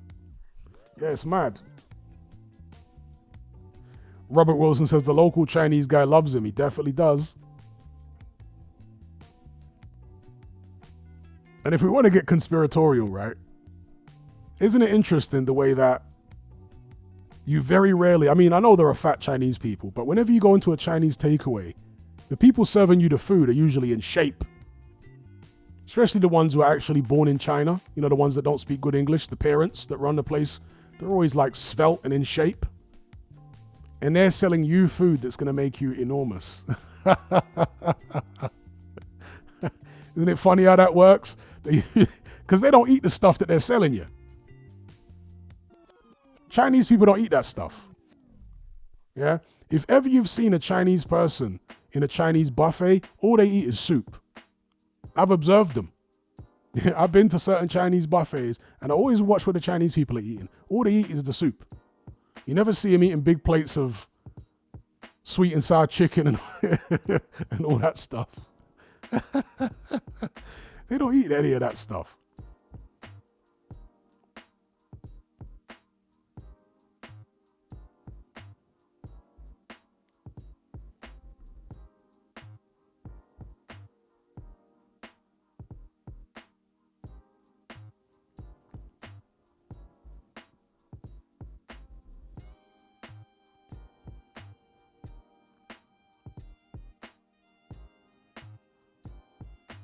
Yeah, soup and rice occasionally, and the rice that they'll eat is white rice. That's it. They eat boiled white rice and soup. That's all you'll see Chinese people eat when they go to their own restaurants is boiled white rice and soup. Some really light dishes. They're not eating all the heavy stuff that we get, you know?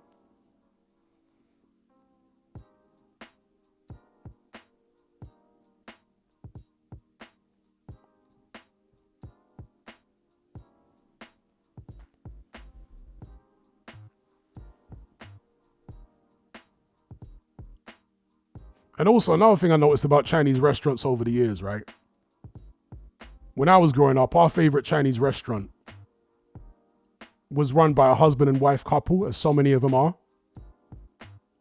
And normally, the wife will be the one out front serving the customers. It will be the husband in the back doing the cooking. And our local Chinese was like that. the wife in the front and the husband in the back cooking. The husband was always in the back cooking. He had like a wife beater vest on. You'd only catch glimpses of him. You know, they have those like ribbon things that would hang down from the door. Sometimes in restaurants. Yeah. But sometimes as somebody's coming in and out, you get a glimpse of the husband in the back doing the cooking. He had like a wife beater vest on and some dragon tattoo on his shoulder. And he was like hard at work with the wok and all that. But yeah, you'll typically see the husband in the back doing the cooking and the wife up front. And the kids will work in there too, yeah. Yeah. They had their kids at our school. A couple of their kids went to our school.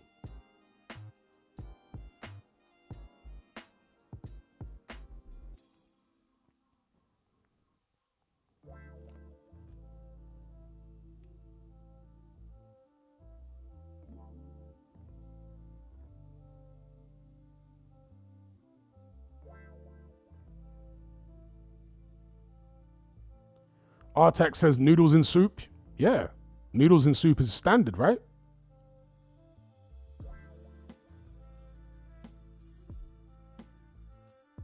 Jamaicans have got noodles in soup. I mean, chicken noodle soup is a common thing, right?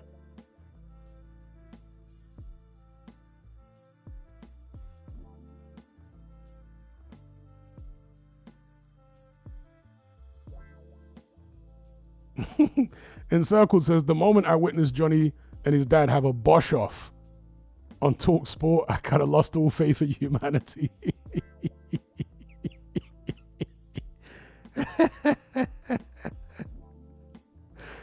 Yeah, Johnny Fisher is an Essex. You know, I don't want to sound like I'm being malicious because I got nothing against Johnny Fisher, genuinely. I got no axe to grind with Johnny Fisher at all. All right? I don't want to sound like I'm being mean or malicious or anything to the guy. He's trying his best. He's doing his thing. But objectively speaking, I've always said the guy's an Essex gimmick. You know, Eddie Hearn has found some local lad from around his neck of the woods, and they're all in the little Essex club together. Do you know what I mean? And he's thought, yeah, I could do something with this local boy. Give him to, you know, Mark Tibbs. And yeah, it's like a little Essex gimmick thing they've got going on there with the bosh and that little Essex culture that they've got.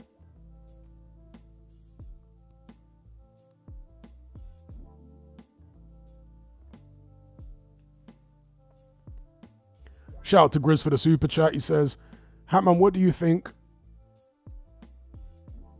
offsprings not do as well as dads in boxing? Ben, Eubank, Chavez, etc. Okay.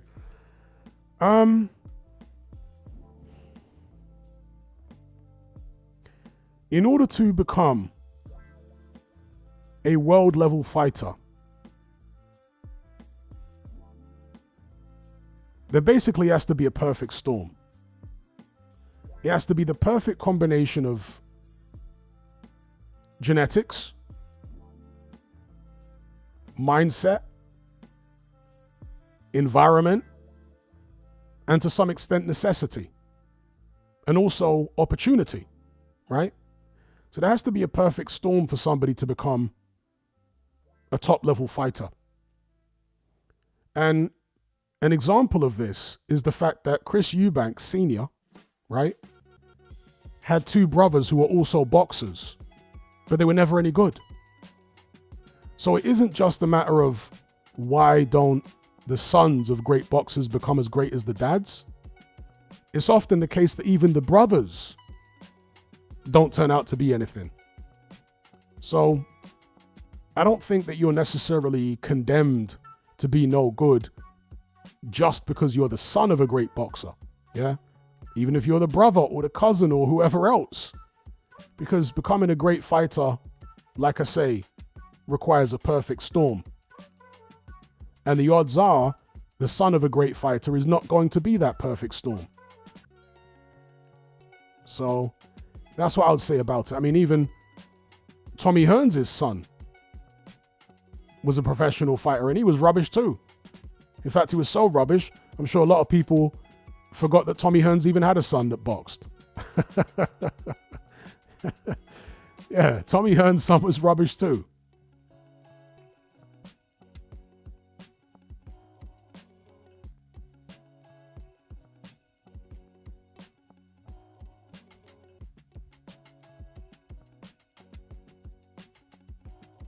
Orca says Corey Spinks didn't do half bad. Yeah, Corey Spinks did fairly well. Tracy Harris Patterson, although Tracy Harris Patterson was adopted. In fact, was Corey Spinks adopted? Why do I think that Corey Spinks was also adopted? Tracy Harris Patterson, I'm pretty sure, was adopted. Or maybe I'm getting the two confused. Was it Spinks that was adopted, or was it Tracy Harris Patterson that was adopted? One of the two.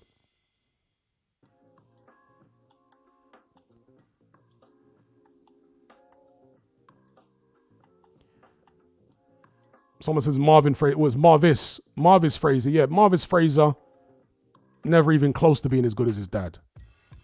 There's another one. And Circle says Spinks wasn't adopted. Okay, it must be Tracy Harris Patterson that's adopted then. Devin says Tracy Patterson was adopted. Yeah, so it must be him. Tracy Harris Patterson.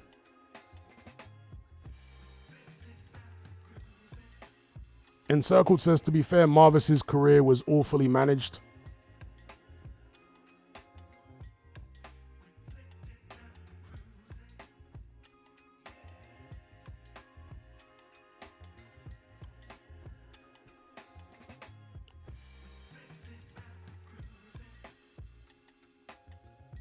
But yeah, like I say, even with brothers, typically, you'll only get one brother from a family that's actually any good. Obviously, there are some exceptions where both brothers are very good or several brothers in a family are good, but typically, you'll get one brother from a family that's good and the rest are rubbish.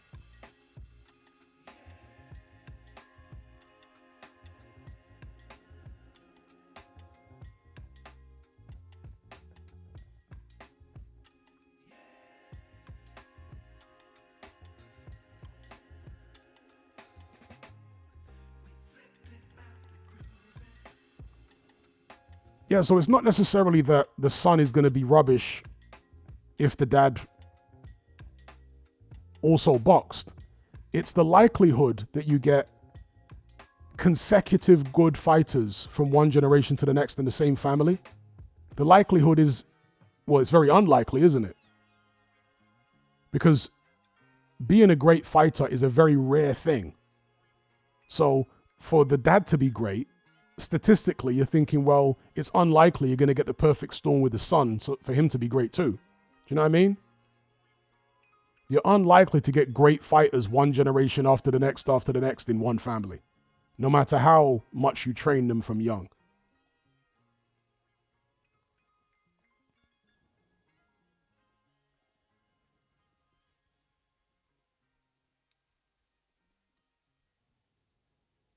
Somebody says Frank Bruno's son is supposed to box. Not seen him.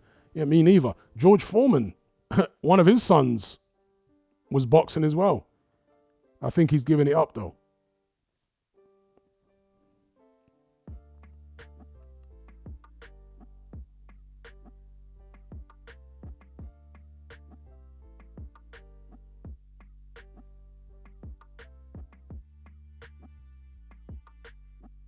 Yeah, there have been some brothers, of course, over the years. Somebody mentioned the Klitschko's there. The Ruelas brothers, both world champions. The Marquez brothers. There have been brothers.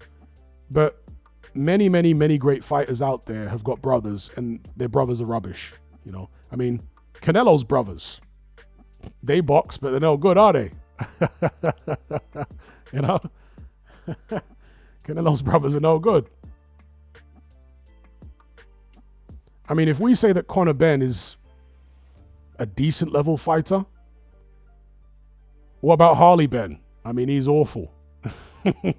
You guys seen Harley Benn box?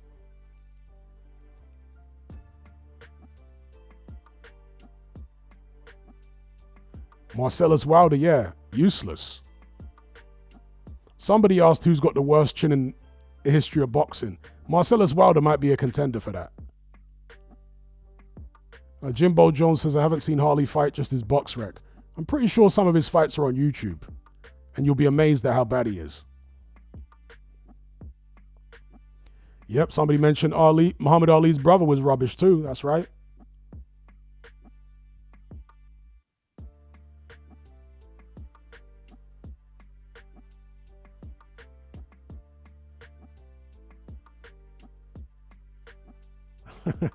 Grind says Tommy Fury nearly losing to YouTubers. Indeed. Yeah, generally, you'll only get one, really world-class fighter out of a family or out of a group of brothers. You're not going to get more than one in most cases. The times when we do are the exception, not the rule.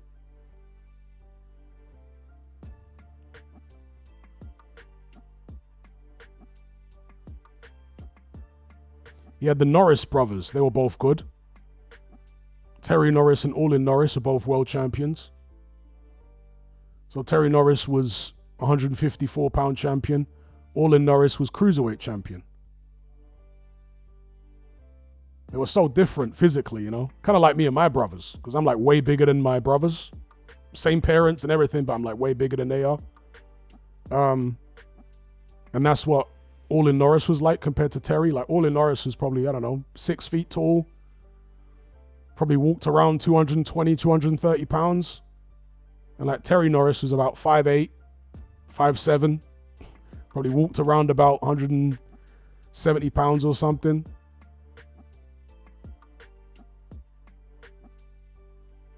That's right, Robert Wilson. Yes, Orlin Norris fought Mike Tyson. And it was a no contest because Tyson hit him after the bell. That's right.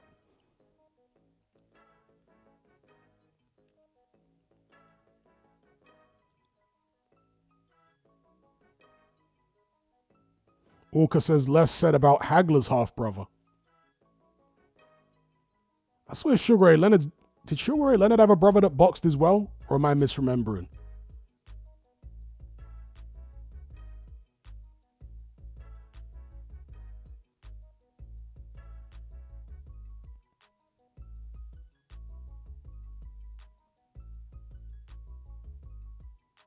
Robert Wilson says, Terry Norris was a savage puncher and one of my favorite fighters growing up. Yeah, trained by Abel Sanchez. Now, Michael Schiller says, what are we saying for Alan Fisher? Alan appears to be taking it seriously for once in every few years. Alan says the same thing before every fight. Oh, I'm taking it serious this time. I feel like a boxer this time. It's so different this time. And then after the fight, win or lose, he'll say, oh, I didn't really train properly, I wasn't really... it's like a broke record with that guy. So I don't believe anything Dave Allen says. I think Johnny Fisher's going to win the rematch. Yeah, I think Johnny Fisher's going to win. I don't trust Dave Allen. He always says it's different this time, and man's a broke record.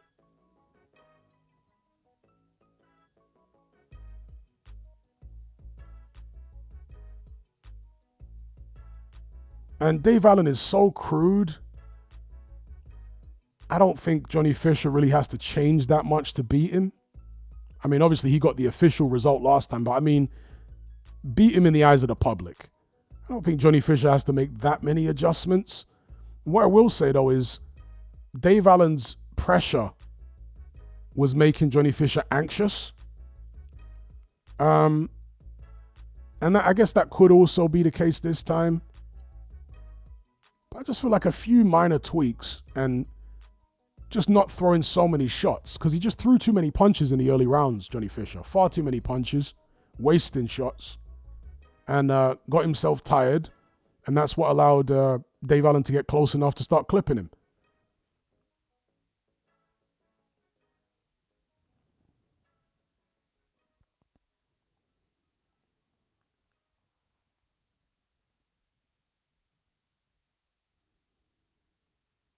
Yeah, Fisher's accuracy can be incredibly bad, for sure. But it just needs to be sensible, Just stick a jab out there, move around. Dave Allen doesn't have exceptional foot speed. His punches tend to be crude. Just keep distance between you, because the mistake that Johnny Fisher made in that fight was allowing Dave Allen to get close and get shots off. Because Allen is a veteran, so he knows sneaky moves on the inside and stuff like that. And in fact, when he caught Johnny Fisher and dropped him, it was a left hand on the inside. And it was almost similar to when, I don't think the referee had necessarily called break, but through inexperience, Johnny Fisher was almost anticipating the referee was going to call break. And then Dave Allen used that momentary lapse in Fisher's concentration to sneak in a left hook at really close range.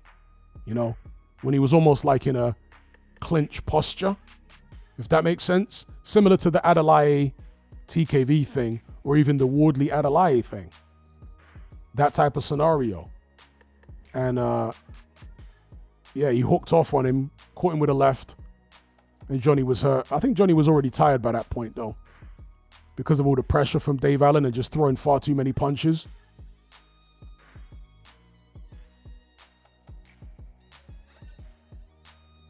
But I just think, you know, Johnny Fisher is much faster than Dave Allen, much more athletic, and if he uses it in the right way, just stays calm, listens to Mark Tibbs in the corner, he should be able to come through, I think. If he just keeps it simple, and whenever they get close, just wrap Dave Allen up. Don't wait until you're tired to start wrapping him up. Yeah? That's the key.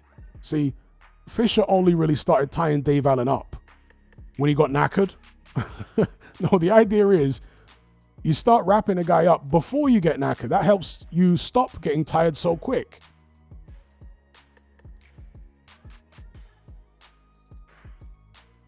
Encircle says, is it 12 rounds or 10? I have to imagine it will be 10 because Fisher is the quote-unquote A-side. He's the Eddie Hearn fighter. I don't think Dave Allen is represented by any major promoter, so I'd have to imagine it's a 10-rounder.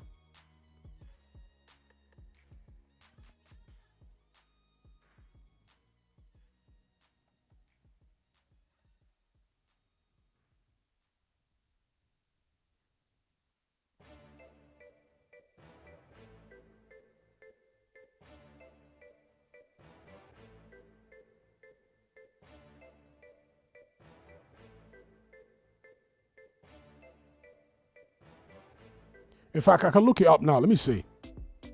But I'm pretty sure it'll be scheduled for 10. Let's have a look here.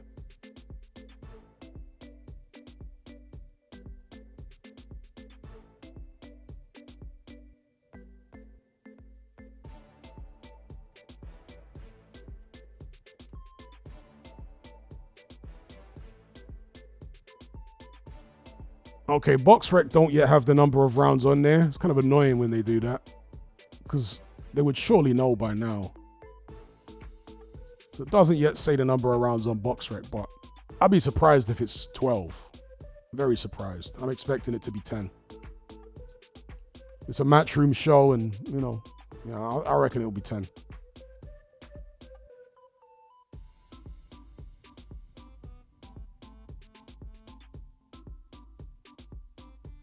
Anyway, peeps, gonna wrap this one up. Gonna close the curtain on this stream. I'd like to shout out to everybody who joined the conversation. Special shout out to those who donated via Super Chat. And shout out to everyone who liked the stream as well. We got 168 likes. That's a great number for 329 concurrent viewers. So much appreciated. So take care out there, be good, and I'll see you on the other side. I'm out.